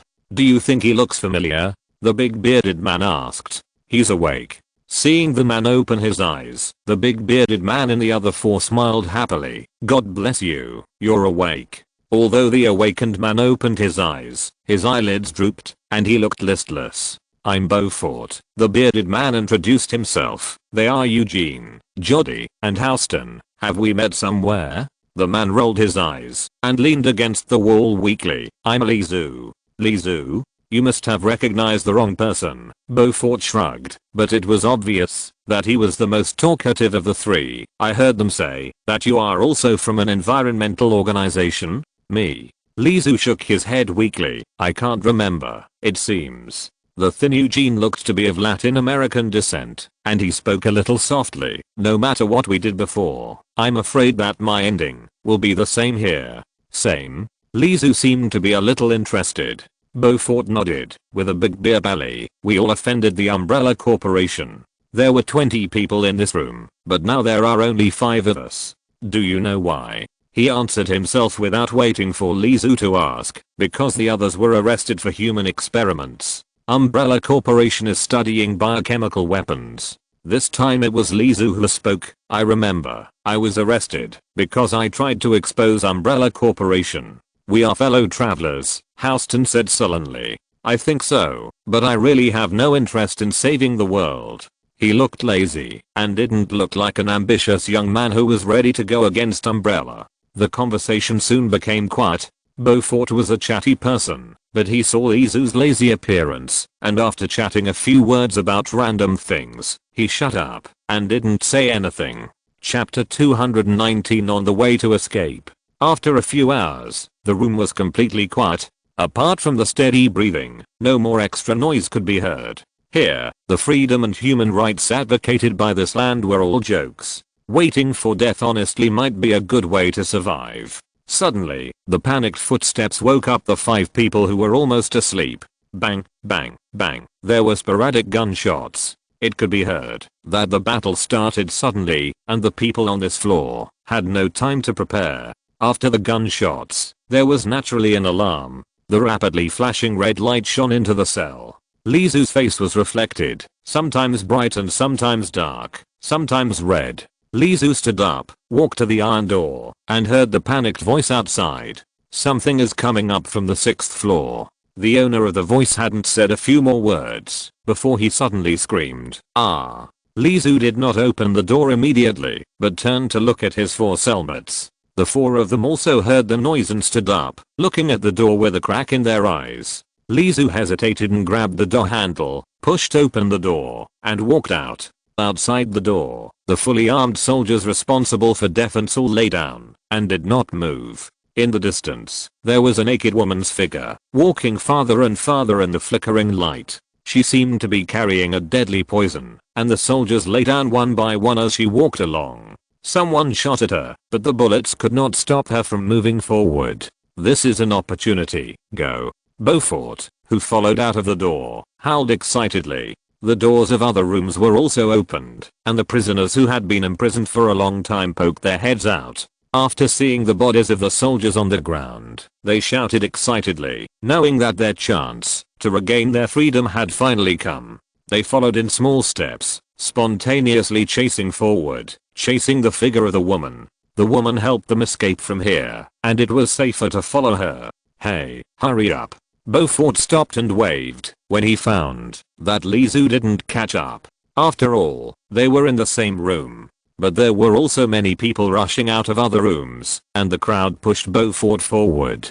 Seeing that Lizu didn't want to catch up, Beaufort also ran forward happily, escaping first. The crowd was getting farther and farther away, and Lizu didn't leave immediately. He took off the pistol on the soldier and checked the bullets skillfully. The soldier lay on the ground stiffly, and Lizu reached out and turned the soldier over, dead. The body was bleeding from all 7 orifices, and his face was as pale as paper. Who is that woman? Lizu had already noticed something was wrong. He did not choose to leave with the main group, but went straight to the monitoring room in his memory. Sure enough, the door of the monitoring room was half closed. Lizu pushed open the door, and the monitor that occupied half of the wall flickered. The umbrella security personnel responsible for monitoring were already lying on the table, dead. The body was bleeding from all 7 orifices. He quickly adjusted the screen and saw the woman on the stairs from the 5th floor to the 4th floor. She was dressed. Beaufort, shirtless, was beside him. This beer-bellied bearded man was very careful. The woman suddenly looked up at the monitor. She seemed to notice that Lizu was watching her through the monitor. She looked a little surprised and lowered her head again. Can her eyes and head follow the monitor and see me? Lizu couldn't help but frown. The appearance of this mysterious woman was beyond his cognition. Escape from here first. Employee fast lane. He found a faster evacuation channel, and with the strange and powerful woman delaying him, he escaped easily. It was still dark outside, and the army was stationed on patrol. Lizu hid in the shadows. He took a deep breath and quietly calculated the time difference between the army's intersection after the patrol. 2 teams patrolled the southern area, with searchlights above their heads scanning back every 30 seconds. Even a mouse would find it difficult to escape from here. The only place that could hide on the road was an off-road vehicle. Under the searchlight, the shadow of the off-road vehicle is a blind spot, but this is only relative. The patrol team coming from behind the off-road vehicle can still see the people hiding in the shadow. There are only 3 seconds. Hide in the shadow of the car first, then wait for the first patrol team to pass by, and use 2 seconds to rush to the searchlight. If the theory of darkness under the light is applicable, he can escape, otherwise he will be beaten into a hornet's nest. Lizu didn't even have much time to think, because the woman's actions might lead to reinforcement, and then he would be unable to escape. The light swept over the off-road vehicle, and a new 30-second cycle began. Lizu had already taken off his shoes, and ran towards the off-road vehicle on tiptoe at a very fast speed. He got into the shadow, and took a deep breath. He was not discovered for the time being, but then the patrol team behind him came over, and he had to rush out immediately. 2 seconds. It's not so easy to master the time. Just when Lizu was about to rush out, suddenly, a motorcycle rushed in. The patrol team stopped and walked forward. The woman who came on the motorcycle had a pair of blue and pink ponytails, and stretched out her long white legs. She was chewing gum in her mouth. She blew a big bubble and it burst. Then she said, "I'm looking for ice axe." The leading captain seemed to recognize who the person was. He hesitated and said, "The doctor said that without his order, others. He asked me to come to him. Here are the documents." Although she was unhappy, she still took out a brown paper document bag. The captain of the patrol team lowered his head to check the documents. Opportunity. Lizu rushed out quickly, almost brushing past the patrol team. And because of the sudden appearance of this woman, the searchlights were attracted to it, and other places in the southern district suddenly became dark. Taking this opportunity, Lizu rushed to the door quickly. When he approached the guard position, he hunched over and squatted under the window. Escaped. Lizu turned his head and found that the woman chewing gum turned her head and winked at him gently.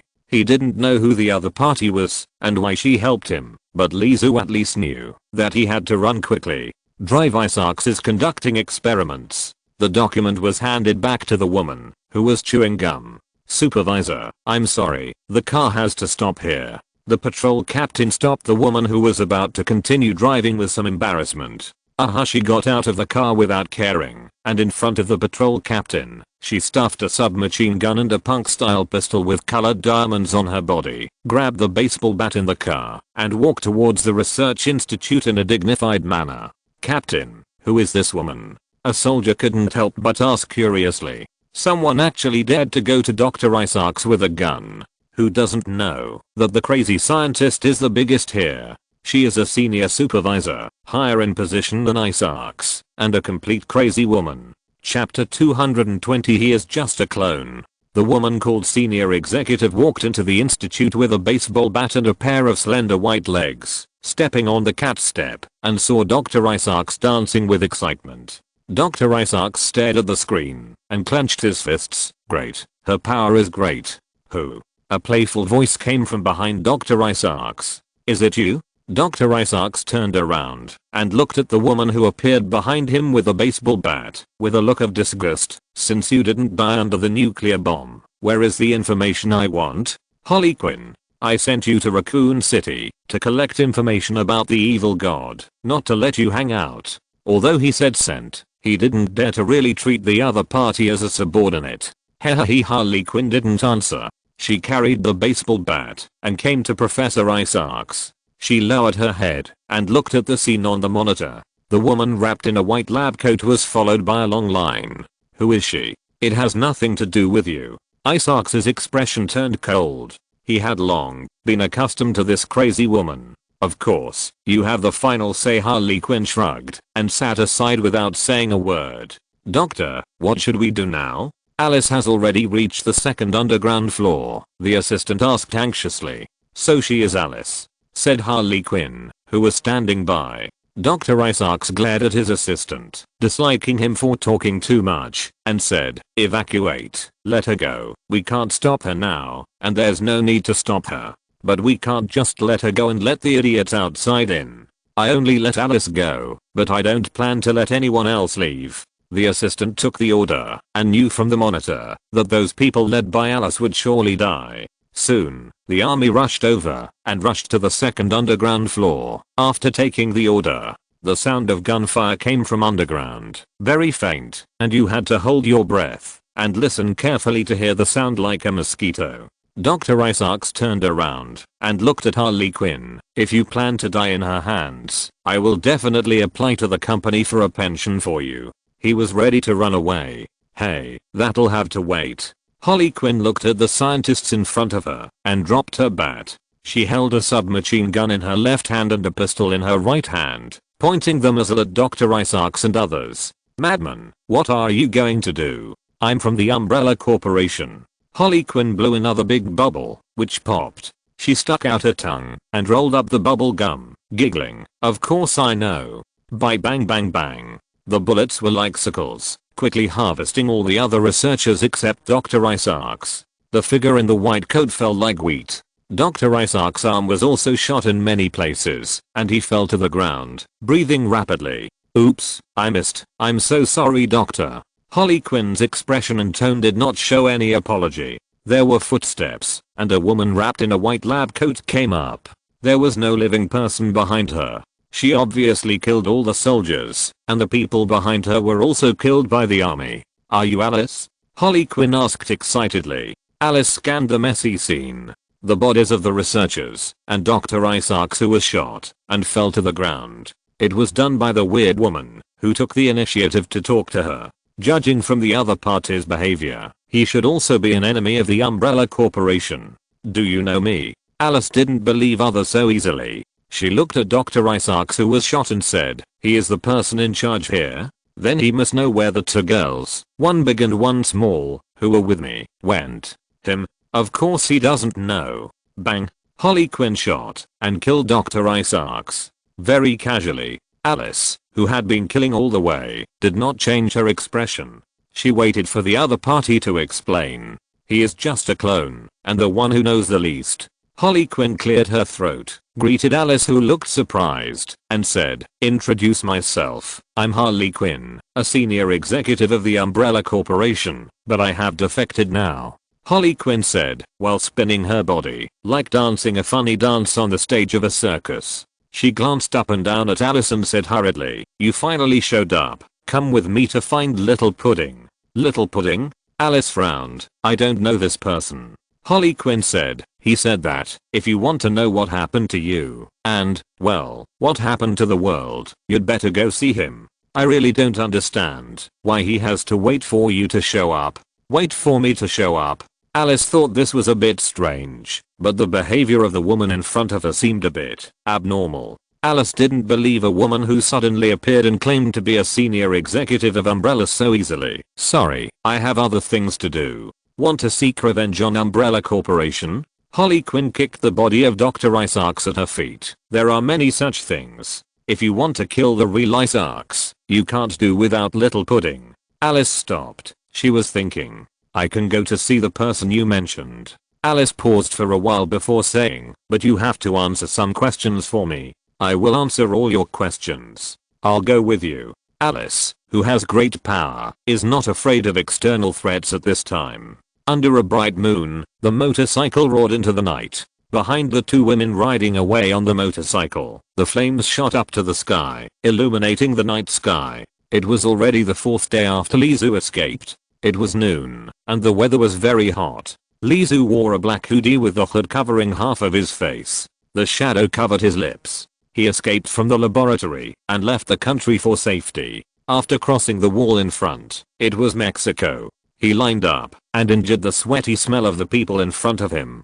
It was not easy to cross the border without any identity documents. Fortunately, he found out some information, and these 4 days were not wasted. He was going to find a local snake to cross the border, but Lizu accidentally killed a local snake, so he could only try his luck. Damn it, what's going on? Why are they checking so strictly?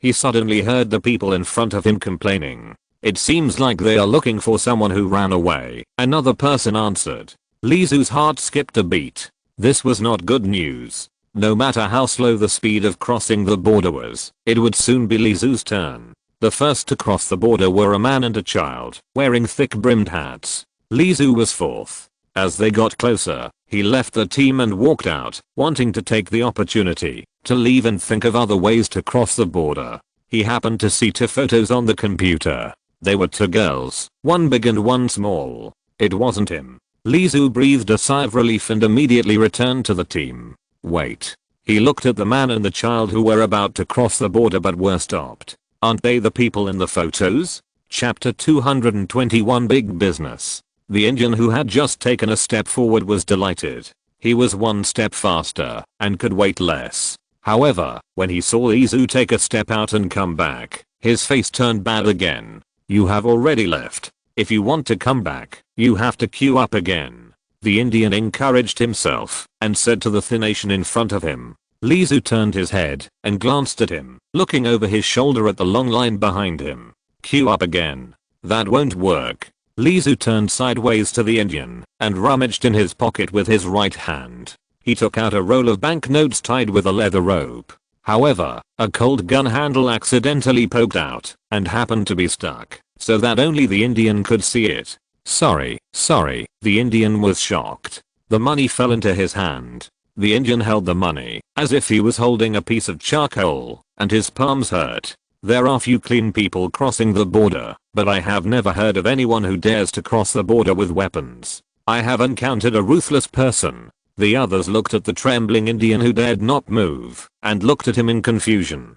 Some people whispered, "It's arson indeed." As expected, the two girls, one big and one small, were stopped. They must have committed a crime, but unfortunately they didn't have awareness yet and wanted to cross the border openly, but they didn't expect to run into guns. A soldier quietly left, apparently to find someone. "Sorry, both of you, please come this way, we have something to verify," another soldier said to the two. The two girls, one big and one small, were a little nervous. Under the threat of armed force, they had to follow the soldiers. When they passed by Lizu, they lowered their heads and discussed in a low voice. "Claire, what should we do?" the little girl asked in a low voice. "The country will protect us, right?" The big girl was not sure. "We can only follow them. But I don't want to be like in Raccoon City every day." The little girl's voice sounded very resistant. "We will be fine, Shirley, don't worry, I will always be with you." The two walked away under the guidance of the soldiers. This was just an episode. The queue continued and soon arrived at Lizu. "Please show me your ID." Lizu turned his head and looked twice, then reached into his pocket for a long time, and finally took out 2 stacks of banknotes, avoiding the sight of others, and putting them on the table. The soldier in charge looked up and gave him a strange look. "I forgot to bring my ID. Sam asked me to come." Lizu shrugged helplessly, quite helpless. The soldier stared at Lizu for a long time, quietly took the money, and then said, "Why is Sam so careless? Have you run out of documents? There has been a lot of business recently, and I'm in a hurry." Lizu raised his eyebrows. He didn't know that the local snake had documents in his hand. "Fortunately, the captain is not here, otherwise you can't get through, even if you spend money, and maybe Sam will also be scolded." The soldier waved his hand impatiently at Lizu with an expression that "you are lucky to meet me." Lizu didn't leave yet. He glanced at the security scanner in front of him. "Thank you." He took out another stack of money and put it on the table away from sight. The soldier collected the money again and pointed behind him. "Go this way." People crossing the border are very cautious. Most of them carry contraband on them. He was lucky to meet a soldier who was short of money and knew the ins and outs of this place. If it were other soldiers, they would have driven him away long ago and maybe caught him on the spot. The soldier glanced at the Indian who walked up to him honestly and was sweating profusely. "Are you okay?" The soldier looked at the sweaty Indian and asked, "Did you get heat stroke?" No. The Indian shook his head vigorously and put down his passport, visa and other documents. He filled out the form and was allowed to pass. The Indian crossed the border carefully, and when he didn't see the figure, he breathed a sigh of relief. Shaka. Ha ha ha ha. A hand patted the Indian's shoulder from behind. "Oh." The Indian shrank his neck and turned his neck stiffly. When he saw who it was, he cursed. "Damn nigger. You are even more timid." The black man was not angry when he was called a nigger. He hugged the Indian's neck enthusiastically, and the sweat on his arm rubbed the Indian's face. "This time we are doing a big business." "You didn't say what big business it was on the phone." The Indian's eyes lit up. He was really tired of driving a taxi, and he happened to know that the nigger was short of people, so he came to run a trip. "Deliver something to Ake." The black man pointed to the south. At the end of the endless road, it seemed to be a world of wealth. Ake? It's a place that is fighting for independence and named itself. It's a bit dangerous, but it only takes a week. The black man raised a dark finger and gestured. $10,000. 10,000? His eyes almost popped out. "It's not smuggling arms, is it?" The Indian shrank back, and at this moment he wanted to rush back. He suddenly felt that driving a taxi was pretty good. However, he was no match for the black man in strength. He struggled and buried half of his face under the black man's armpit. The pungent smell made the Indian unable to move. Cough cough. He struggled to get out, almost coughing out his lungs. Ugh ha ha ha. The black man laughed happily, but he did not forget his mission this time. He stopped laughing after a while and said, "I'm not kidding you. I know you are short of money. 40,000, 4 trips a month, that's 40,000. I only thought of you because you are my buddy. I would do it for 5,000 instead of 5. Do you believe it?" The Indian really believed what he said. 100,000 a week was just giving money away. "What is it? Is it dangerous?" "You will know what it is when you come and see it." The black man kept it a secret. The two got in the car and drove along the road to a hidden house with a cold storage behind it. When the car stopped, 4 or 5 heads popped out from the house, each of them fierce and ferocious. There were also people guarding the door of the cold storage. All of them were big and strong black men. "Put it on. It's cold inside." Indian Shah took the cotton coat thrown by the black man and wrapped it up while smirking at the man guarding the cold storage. When he pushed open the cold storage, the cold air rushed out. He was sweating all the way because of the heat. Facing this cold air, Indian Shah felt much more comfortable and energetic. In the cold storage, there were tightly sealed iron cages, and you couldn't see what was inside. The iron cages looked like coffins, but half the size. If there was really a body inside, the body should be curled up. Dong dong, the black man knocked on the iron cage beside him and grinned at Shah. This is it. What do you think? It doesn't look like arms. Shah also knew that, if it wasn't arms, it must be contraband, otherwise he would pay so much money for it. When are you leaving? Saying this means that he has decided to do this deal. With so many people, it should be okay, even if the deal is dangerous. Shah saw someone with a gun in his hand. We're leaving tonight. There are 3 drivers. We can't stop on the road. The black man came over and hugged Shah's neck, pressing him down. Let's drink beer. We are going to get rich. Ha ha ha ha. Indian Shah also felt his throat dry and nodded quickly. Let's go. Chapter 222. Old people. The day passed quickly. The sun went from hanging overhead to setting in the west. The black man led Shah to watch his men loading the goods. The 3-meter high truck was filled with iron boxes. The boxes were powered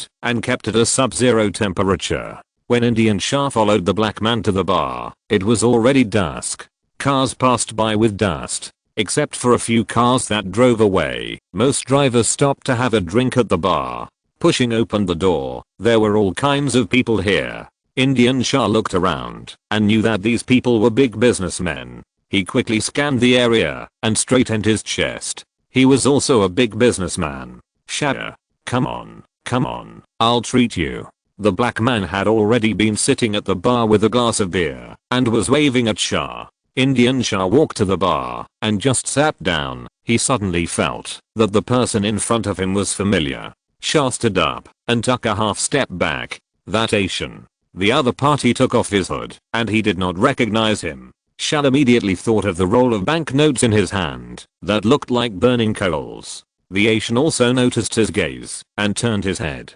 Hi, see you again. The Indian Shah laughed dryly. His stiff smile matched with his big eyes with clear black and white and a hint of embarrassment. The other party ignored Shah and just drank his wine. Your friend? The black man, who had drunk 2 glasses of wine, flared his nostrils and moved closer to the Asian. I'm Bobby, Shah's friend. Come, drink. The black man has his own way of making friends. But now it seems that he has hit a soft nail, and the Asian has no intention of paying attention to him. My friend, he has a cold personality. Shah smiled awkwardly and inserted himself between the two of them, blocking the black man who was a little annoyed and wanted to move closer. The other party has a gun in his hand, and it is no good to annoy him. The TV in the bar is broadcasting the news. Someone in Raccoon City once said that an infectious disease is spreading at a high speed and people who are bitten will be infected quickly. Some time ago, a nuclear bomb destroyed Raccoon City.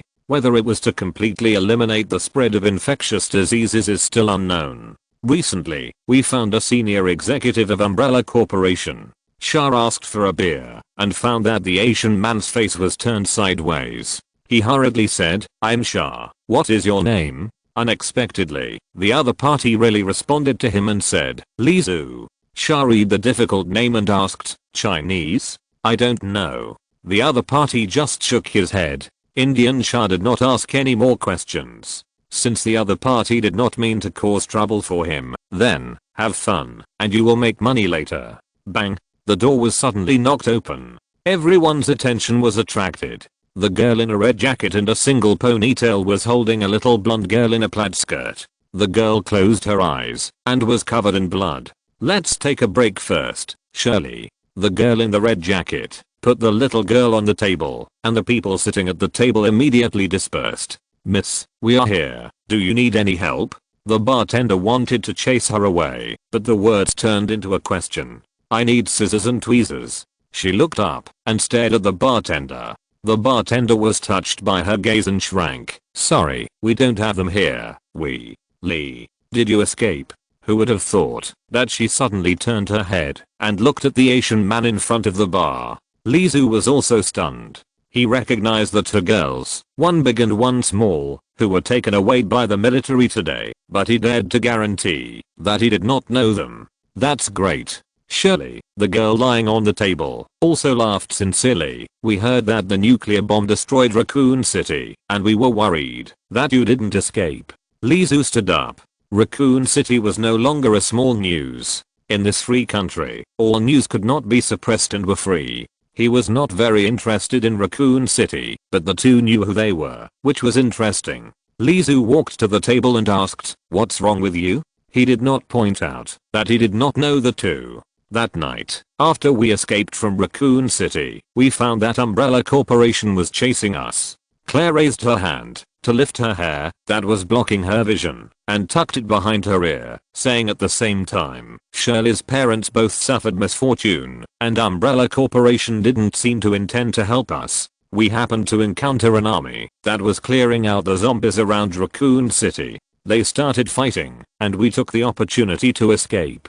Umbrella Corporation has never let us go. We also thought about asking the country for help, but what the country does is no different from what Umbrella Corporation does. Shirley was cut open with a knife and her blood was drawn. She was tortured every day. We ran away again and wanted to leave the country completely. We didn't expect to be caught when we were crossing the border today. The Umbrella people are here again, and the team of soldiers were wiped out. I took advantage of the chaos to escape with Shirley on my back. The girl Shirley also struggled to turn over and crawl at this time.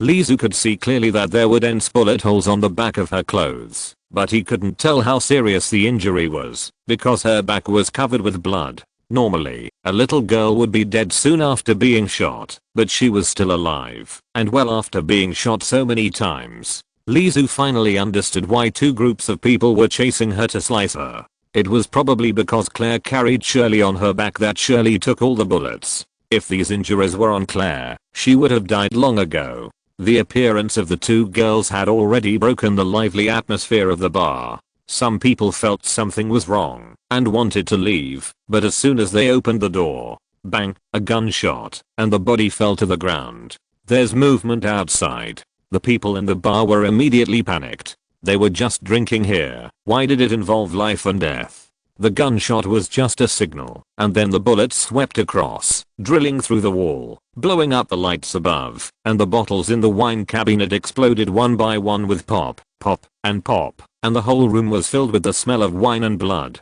Lizu ran to the window with a low body and looked out. It's the Umbrella people. He quickly retracted his head, leaned his back against the wall, and said to Claire, the Umbrella logo on the helmet was very clear. Were the people from the Umbrella chasing Shirley or him? It was hard to tell. In the blink of an eye, 3 or 4 more people fell in a pool of blood. The people in the bar finally reacted. Some people held their heads with their hands and shouted that it was a misunderstanding, but were shot into pieces by bullets. Knowing that the people outside had no intention of letting them live, the group of people finally quieted down. Lizu was sure who the people outside wanted to catch at this time, Shirley. She was the only one present who was not afraid of bullets. It would be much easier to kill all the others with bullets and then catch a little girl like her. At least 20 people, Lizu said with a frown. Carry Shirley on our backs, and we'll find a chance to rush out. Oh, okay.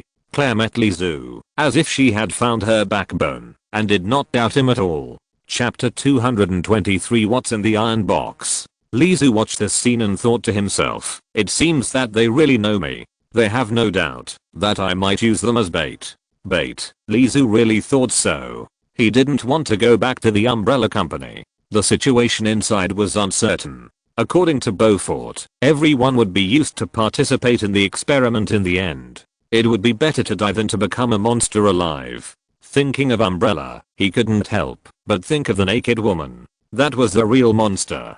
Here is a gun. Claire handed over another gun, interrupting Lizu's memory. I picked it up on the road. Should it be enough? Lizu took the pistol and nodded. If the other party really knew him, he should be clear about his shooting skills. The more so, the more Lizu felt something was wrong. Is there something wrong with his memory? Lizu frowned as he spoke. In the bar where only the sound of gunfire could be heard, even if he lowered his voice, his words were still clearly heard by every survivor. This bar has a back door. That group of people must have surrounded the back door, but there must not be many people sent. I will go and shoot to attract people to the front door. If you hear their footsteps become chaotic, rush to the back door immediately. Claire was not the only one who heard this. Everyone else heard it clearly. Then Lizu, holding two guns, rolled on the ground, half crouched at the door, squinted at the dusk on the western horizon, aimed at the heads of the gunmen who gathered around, and quickly fired. Bang, bang, bang, bang. 4 shots, 4 killed. The bullets that came back were extremely fierce. Lizu dodged in time, but his cheek was scratched by the bullet. The footsteps outside were indeed chaotic. Run. Someone howled and rushed to the back door. The remaining dozen or so people who were alive rushed to the back door in a swarm. Claire did not move and looked at Lizu quietly. Lizu sighed and said to Claire, "Let's go out through the front door." Firing at the door would indeed attract firepower, but the people of Umbrella Corporation were not fools. They knew that the firepower at the front door was strong, and they would definitely surround it, but not attack it. They transferred troops to the back door. His plan just now was to let others, including Claire and Shirley, act as bait. They ran back, and Lizu could easily escape by himself. But Claire did not move. There were 2 less baits, but it didn't matter much. Lizu pushed open the front door and rolled out. There were only 2 big soldiers at the front door, and the light was not too dark. Lizu quickly raised his hand and fired, and the 2 men fell to the ground immediately. He was also shot in the shoulder. Lizu covered his wound, and suddenly heard the footsteps behind him that were not right. He turned around, and saw that there were not 3 people escaping, but 4. The Indian Shah escaped next. He met Lizu's gaze and smiled awkwardly. Just now in the bar, the Indian Shah heard the fierce bullets from the front door, and was about to run to the back door, but he was weak, and was pushed away by others, and he had already missed the opportunity. Moreover, he was lucky. He happened to see Lizu walking out with Claire. His eyes rolled, and he decided to follow Lizu. But he didn't expect that Lizu didn't plan to go through the back door at all, which really saved his life. The sound of gunfire was left behind, and there were screams. 4 people escaped, but the others were in danger. Arriving at the parking lot in front, all the tires of the car are flat. Lizu took a quick look and knew that the Umbrella Company was determined to catch Shirley or catch him, so he made all preparations in advance. "I know where the car is, I know," Shah hurriedly said, "follow me." Lizu covered his injured shoulder and trotted with Shah, and soon came to a dilapidated house. There were still many people dozing with guns. There were indeed cars here, subs, sedans, and small trucks. But there were people patrolling back and forth with live ammunition. Lizu raised his gun again and pointed it at Shah. "No, don't get me wrong. They are my partners this time. I came here to be their driver." Shah quickly raised his hands. He had seen the shooting skills of the Asians next to him. 1 bullet, 1 life, never make mistakes. The pursuers are coming. Claire moved closer to Lizu and looked at his shoulder with some worry. "Are you okay?" Blood soaked his clothes black. He was shot and was exercising vigorously, and the blood flowed like a floodgate. Fortunately, Lizu shook his head. The Indian Shah also knew that time was running out. He looked back worriedly and whispered, "Come with me to the back. There is another car behind." It was completely dark, and they moved with their waists lowered, so almost no one could notice. Behind the residential building was a cold storage, and there were also patrols. At the gate of the cold storage, the back door of a large truck was open, and someone was carrying things in boxes of cold iron boxes. The people carrying the boxes had twisted faces, as if there was something deadly inside. "It's broken. There is no electricity or air conditioning inside," said the person on the left. "Go in and open it," urged the person on the right. "I won't go. Wait until the black guy comes back with the Indians and let them in." They seemed to have reached a consensus and continued to carry the goods. The Indian Shah was puzzled and confused by what the 2 said, but he also knew that it would definitely not be an easy life. Bang! Gunshots. The Umbrella pursuers have arrived. But when the gunshots were continuous, he turned around and saw the sky illuminated by the fire. The group of Umbrella pursuers were still as tough as before, killing them all without communication. Lizu glanced at the little girl Shirley lying on Claire's back. How important was she that the Umbrella Company would tear its face apart and even become an enemy of the National Military Force? The people in the cold storage quickly rushed over with guns. The noise of the gunfight suddenly became louder. "Let's go." Seeing that there was no one next to the truck, the 4 people rushed over quickly. There were 2 rows of seats at the front of the truck, and it was not crowded to sit in the front. Drive. Without Lizu raising his gun to threaten, Shah quickly turned the key, took the steering wheel and drove the truck out. The open iron door at the back of the truck was not closed yet.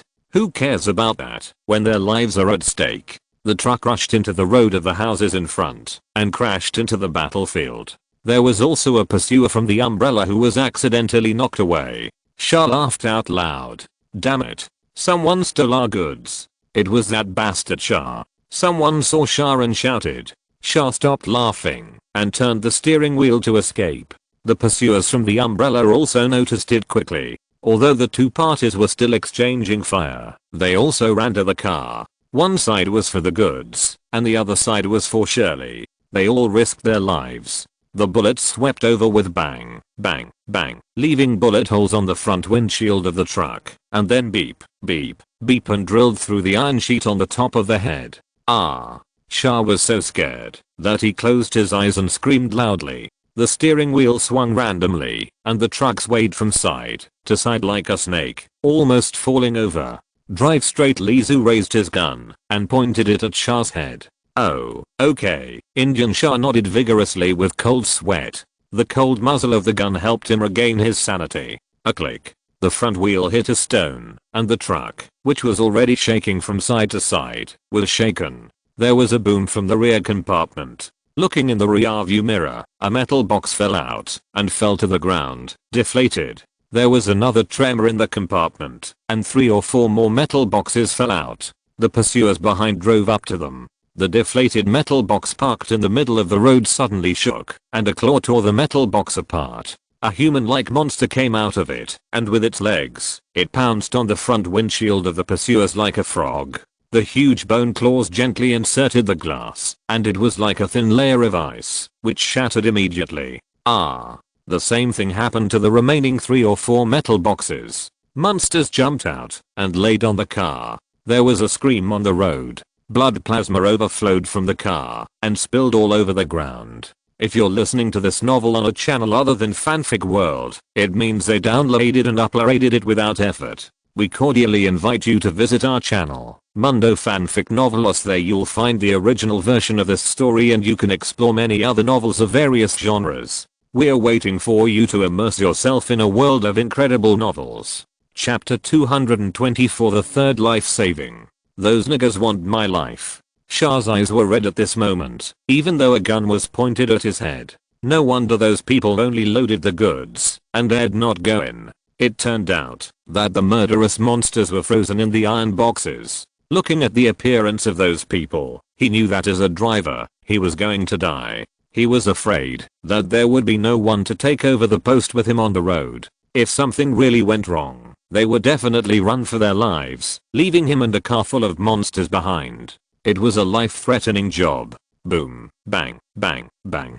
There was a noise in the carriage. The iron box that just fell out was just a drop in the bucket.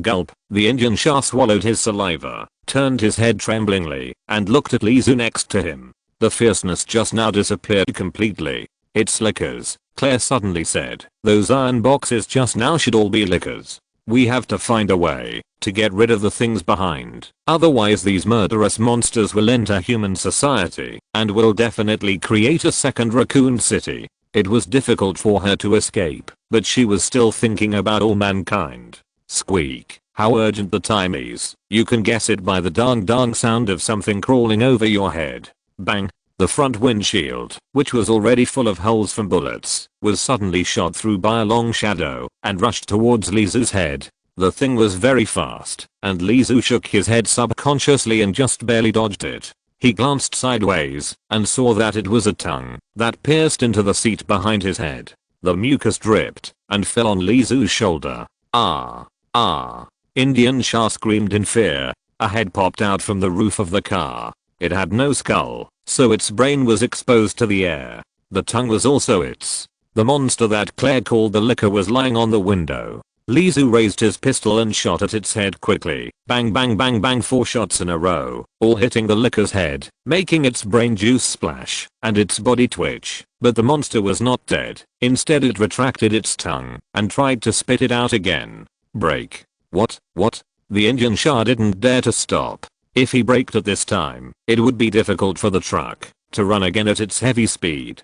Through the rearview mirror, he could see that the lickers who had slaughtered all the pursuers behind were on all fours and catching up at a high speed. He was about to get rid of them, so how could he brake? At this time, Lizu was still shooting, but everyone present found that the bullets were of little use and could only make the windshield more fragmented. Squeak! Exclamation mark. Shah braked suddenly. It was not that he suddenly figured out to obey, but he found that the licker on the windshield turned its head and opened its mouth towards him. He had seen the power of the tongue. If he was hit by the tongue, he would definitely die. The truck braked suddenly and then rumbled forward for a while, dragged by inertia. The licker lying on the windshield paused and was almost thrown out, but its sharp claws grabbed the iron sheet, making a creaking sound, so it was not thrown out. Lizu unbuckled his seatbelt, stood up, and slammed into the windshield with a yell. Bang! Exclamation mark. The windshield was knocked open and flew out. The licker crawling on it was also thrown out. Drive. Lizu sat back and pulled the seatbelt. It stalled. Shah cried, "Isn't he dead this time?" Lizu turned around, looked at Claire and Shirley, and said decisively, "Get out of the car." "What? Get out of the car?" Shah hugged the steering wheel. Getting out of the car at this time would be courting death. Claire and Shirley trusted Lizu very much, followed him to open the car door, and walked down. Seeing that the 3 people had gotten out of the car, Shah hesitated and looked out. Puff. A long tongue rubbed his head and pierced the rearview mirror, which broke into pieces with a snap. "Wait for me." Shah unbuckled his seatbelt, jumped into the passenger seat, and while howling, he chased in the direction where Lizu and the other 2 had fled. Abandoning the car and fleeing, the lives of the 4 people were almost in danger. Lizu held the gun in one hand. He didn't even have time to bandage the wound in the car. His shoulder had lost feeling and became heavier. "Are you okay?" He suddenly saw that the little girl Shirley was holding Claire's hand and running beside him. "My body has been injected with a G virus." Shirley nodded and said, "No matter how serious the injury is, it can be recovered quickly." Lizu still remembered a blood scab on her back and asked, "Where is the bullet?" "It's still in the body." The little girl was probably enduring pain that even normal adults couldn't bear while holding the bullet in her body and running like this. However, Lizu didn't have any admiration or praise in his heart, because he was not the one who was not afraid of bullets. "Wait for me. Wait for me." Shah behind him howled loudly. He was a very qualified bait, attracting more than a dozen lickers behind him. In the blink of an eye, he approached. The night was like a big black cloth, spreading from the top of his head and wrapping down. Although people's vision was impaired, those monsters without eyes were not affected at all. Ah! Poof! Shah's calf was hit by the tongue and pierced. With a thud, he fell to the ground. "Help! Wait for me." He was still screaming. Perhaps he really started to regret at this moment why he was so obsessed with getting rich and gave up his life for it. Claire and Shirley didn't say anything. They had seen more miserable scenes and knew that the Indians at this time would definitely not survive. Lizu, who was running, suddenly stopped and turned back. Did he want to save Shah? "Quick, run back." Lizu shouted to Claire and Shirley, who passed by him. The next moment, Claire and Shirley saw something with hot smoke in front of them, rolling around. Grenade. The 2 of them hurried back. Boom. The grenade exploded, and the heat wave swept over, burning their backs. Claire and Shirley fell to the ground, scratching their faces. No one noticed that Claire's face was still bleeding, but Shirley's face healed instantly. Ding, ding, ding on the road. The sound of the grenade ring falling to the ground bounced. Grenade after grenade fell around them and exploded. Boom, boom, boom. They formed a circle to prevent them from escaping. "It's help." Claire looked up in surprise. She and Lizu had escaped from the claws of the lickers before, and the way was to create a big explosion. At this time, the grenades exploded around them, which was equivalent to making them invisible to the perception of the group of lickers.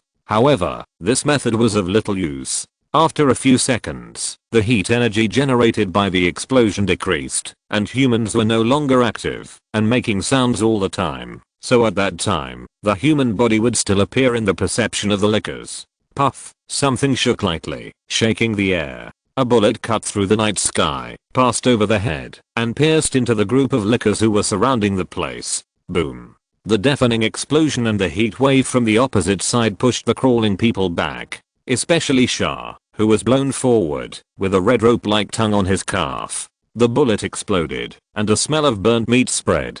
Just when Li Zhu was also dizzy from the explosion, he saw a car in the distance with its high beam on. Tap tap tap, high heels tapping on the road. The sound was crisp. A slender woman with short hair approached in high heels. Her appearance could not be seen clearly.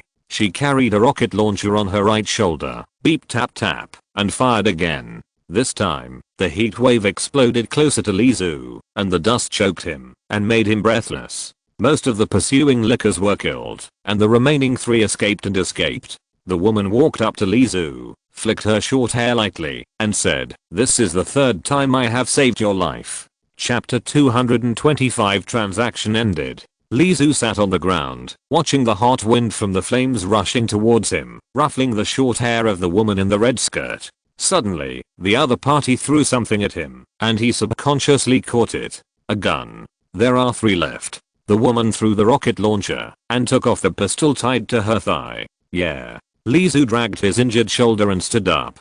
Only the 2 of them had the ability to fight against the remaining 3 lickers, and they still relied on the small pistols in their hands. The zombies had no fear, and the 3 survivors hesitated, only to determine where the living people were. With a kick of its hind legs, a licker pounced on the Indian Shah who was lying on the ground. "Help, help." Shah kicked his legs and quickly crawled towards Li Zhu, leaving a long trail of blood on the ground. Li Zhu gritted his teeth, raised his heels, and rushed forward with force on his toes. He ran forward diagonally to the right, stomped on the ground in front of Shah, and stopped. The distance between his toes and the tip of Shah's nose was only 2 centimeters, which frightened the Indian to lie on the ground and dared not move. Li Zhu glanced at his shoulder and quickly aimed and fired with his elbow as a ruler. Bang. At the same time, the jumping licker also popped out his tongue, but it was hit by the bullet with a snap. The red ribbon with red pulp fell to the ground, like a snake cut in half, still twisting on the ground. The tongue was broken, and the licker's momentum had not stopped. The claws transformed from the alienated males rushed to Li Zhu's head. Li Zhu suddenly felt lucky. He supported his body with his left foot and lay back, dodging the evil claws that were attacking his head like an acrobat. At the same time, he raised his right knee and hit the belly of the licker who flew face to face with him. With a muffled sound, Li Zhu was pressed to the ground by the recoil. The licker also made an unclear sound of woohoo, unable to control his body and smashed forward, hitting the ground with his head. Giloo. Li Zhu turned over, and it turned out to be another tongue attacking, and it was another licker who attacked. After missing the first shot, it quickly retreated. Li Zhu hastily raised his hand to aim, and fired 2 shots in a row. The bullets hit the flesh, but did not break the tongue of the licker. The Indian was still swallowing his saliva, and looked at Li Zhu cautiously. "What should we do now?" Li Zhu quickly climbed up and squatted, ready to jump out at any time. He said, "I will count to 3, and you will shout loudly how." Shah didn't know what this strategy was. 3. Li Zhu had already rushed out, very fast. "You don't shout 1 and 2. Shah was stunned for a moment, but he didn't forget his mission. He immediately shouted at the top of his voice, "Help! Help!" The 2 lickers that were attracted by Li Zhu's movement quickly turned their heads and faced Shah. "This is to die." Shah watched the 2 lickers getting closer and closer, and his heart stopped beating, and he almost forgot to shout.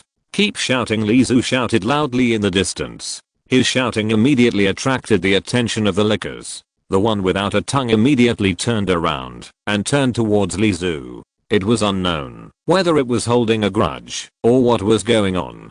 Li Zhu ran forward with all his might. The noise behind him was getting closer and closer. He could hear the whistling sound of the wind, and his head was about to be split open. He suddenly rolled forward on the ground, dodging a claw, and then climbed up again despite the pain. In front of him was the car of the woman in the red dress. The headlights were still on high beam. Lizu got into the car, but before he could close the door, the claws of the liquor stuck to it again. He couldn't kick it open, so he opened the door on the other side, grabbed the grenade on the seat, pulled it out, and threw it on the car, and got out like a loach, looking like an acrobat in the difficult skills of a firing. Lizu had just left the car. Boom, the car exploded, enveloping the licker who had half of his head sticking out. The fire was as sharp as a guillotine, merciless, and completely devoured the monster in an instant. Help. Shah was still screaming, and Lizu remembered him. But when he stood up, he saw the woman in the red dress stepping on the head of the licker with her high heels, and pointing 2 pistols at the exposed brain, firing, until the monster was motionless. She dropped her 2 guns, and walked towards Lizu. 2 shots by 1 person killed 2 lickers. Thank you. Claire had already stood up holding Shirley's hand. The umbrella company came for her. The woman in the red dress looked at the timid Shirley and suddenly smiled again, a cold smile like an ice flower. Coming in front of Lizu, she looked Lizu up and down. You destroyed my car to save my life. Lizu was a little embarrassed and added, I had no choice. Our transaction information is still in it. Transaction? Lizu thought, another person who knows me? Let's go. Let's continue the transaction first. The woman did not explain too much. Help. The scream attracted the attention of others, and they noticed the Indian Shah lying on the ground. The woman in the red dress said, his calf is infected with a virus, and he will soon become a zombie. Zombie? I don't want to become a monster with a long tongue. Shah shook his head in fear. Don't worry, I won't, said the woman in the red dress. Huh. Shah breathed a sigh of relief. You can't become that advanced, just an ordinary zombie. What? Claire and Shirley had already come over, and Claire said, can you pull this out? The misleading words were actually about the tongue that had burrowed into Shah's calf. We have a serum for treatment. Claire took out a small box from her body, opened it, and there were 3 medicines inside. It should be useful. Shah was excited and urged, quick, give me medicine. Wait, I'll pull it out myself. A tongue that has burrowed into the flesh cannot be pulled out just by talking. He tried to do it himself, but he just rolled on the spot in pain. It was Lizu who took the initiative to pull out the tongue. He took off Shah's shirt, bandaged his leg injury, and injected medicine. The bullet in Lizu's shoulder was also taken out. Instead, it was the woman who called herself Ada who took off the clothes of the little girl Shirley with a dagger. Although she was a 10-year-old girl, the 2 grown men turned their heads away to respect the girl. Ding, ding, ding. The sound of bullets being taken out and dropped to the ground came from behind. I didn't expect to be cheated so badly by that damn black man. Shah hugged his legs thankfully and said, this time when I go back, I will definitely be an honest driver. I don't actually have any goals. Lizu shook his head. He didn't even know where he was going. He just knew that he would definitely not make any efforts for environmental protection. Okay, Claire breathed a sigh of relief from behind. Lizu turned around and saw Shirley's smooth back. It has healed. Shirley put on her clothes and turned around, meeting Lizu's gaze. Her face flushed immediately. Let's go. Find a place to rest first, and we will continue the transaction, Ada said. They walked back and soon found a car with a smashed windshield and the head and body of the passenger separated. Even Claire took action and dragged out the body. A group of 5 people got in the car. Claire was driving, Adawan was sitting in the passenger seat, and Lizu was sitting in the middle of the back seat, with Shirley on the left and Shah on the right. The car was shaking, and soon stopped in a small town. Lizu and Shah were covered in blood, which looked scary, but after Adawan took out the money, these were not a problem. Shah had gone to rest in a room. Claire and Shirley were in a room, and the last room was occupied by Lizu and Adawan. Just half an hour ago, Adawan went out and came back with a stack of documents in his hand. This is what we agreed on. Lizu took the documents. It was a file. The first page was about him. Is this me? But after reading the contents of the file, he was not sure it was him. In Raccoon City, he entered the hive, fought zombies, and died in the hive. In Washington, during the protests, a small-scale zombie crisis suddenly broke out. He fought hard in it and was shot dead by the police responsible for protecting the White House. Although the police did not dare to shoot the zombies, In Japan, the zombie crisis was publicized and everyone was encouraged to stay at home, but it fell on deaf ears. Page after page, although it looked like him and had the same abilities as him, Lizu was sure that he did not have these memories, and the ending was death. Who knows? Our deal is over. Adawang opened the door, stopped at the door, looked back at him and said, "But I saved you 3 times. End of this chapter. Thank you very much for reaching the end. Don't forget to like. Looking for more exclusive content and immediate access? Subscribe to our Patreon. Remember, every like, subscription, or donation encourages us to continue. Thanks to everyone. See you in the next video."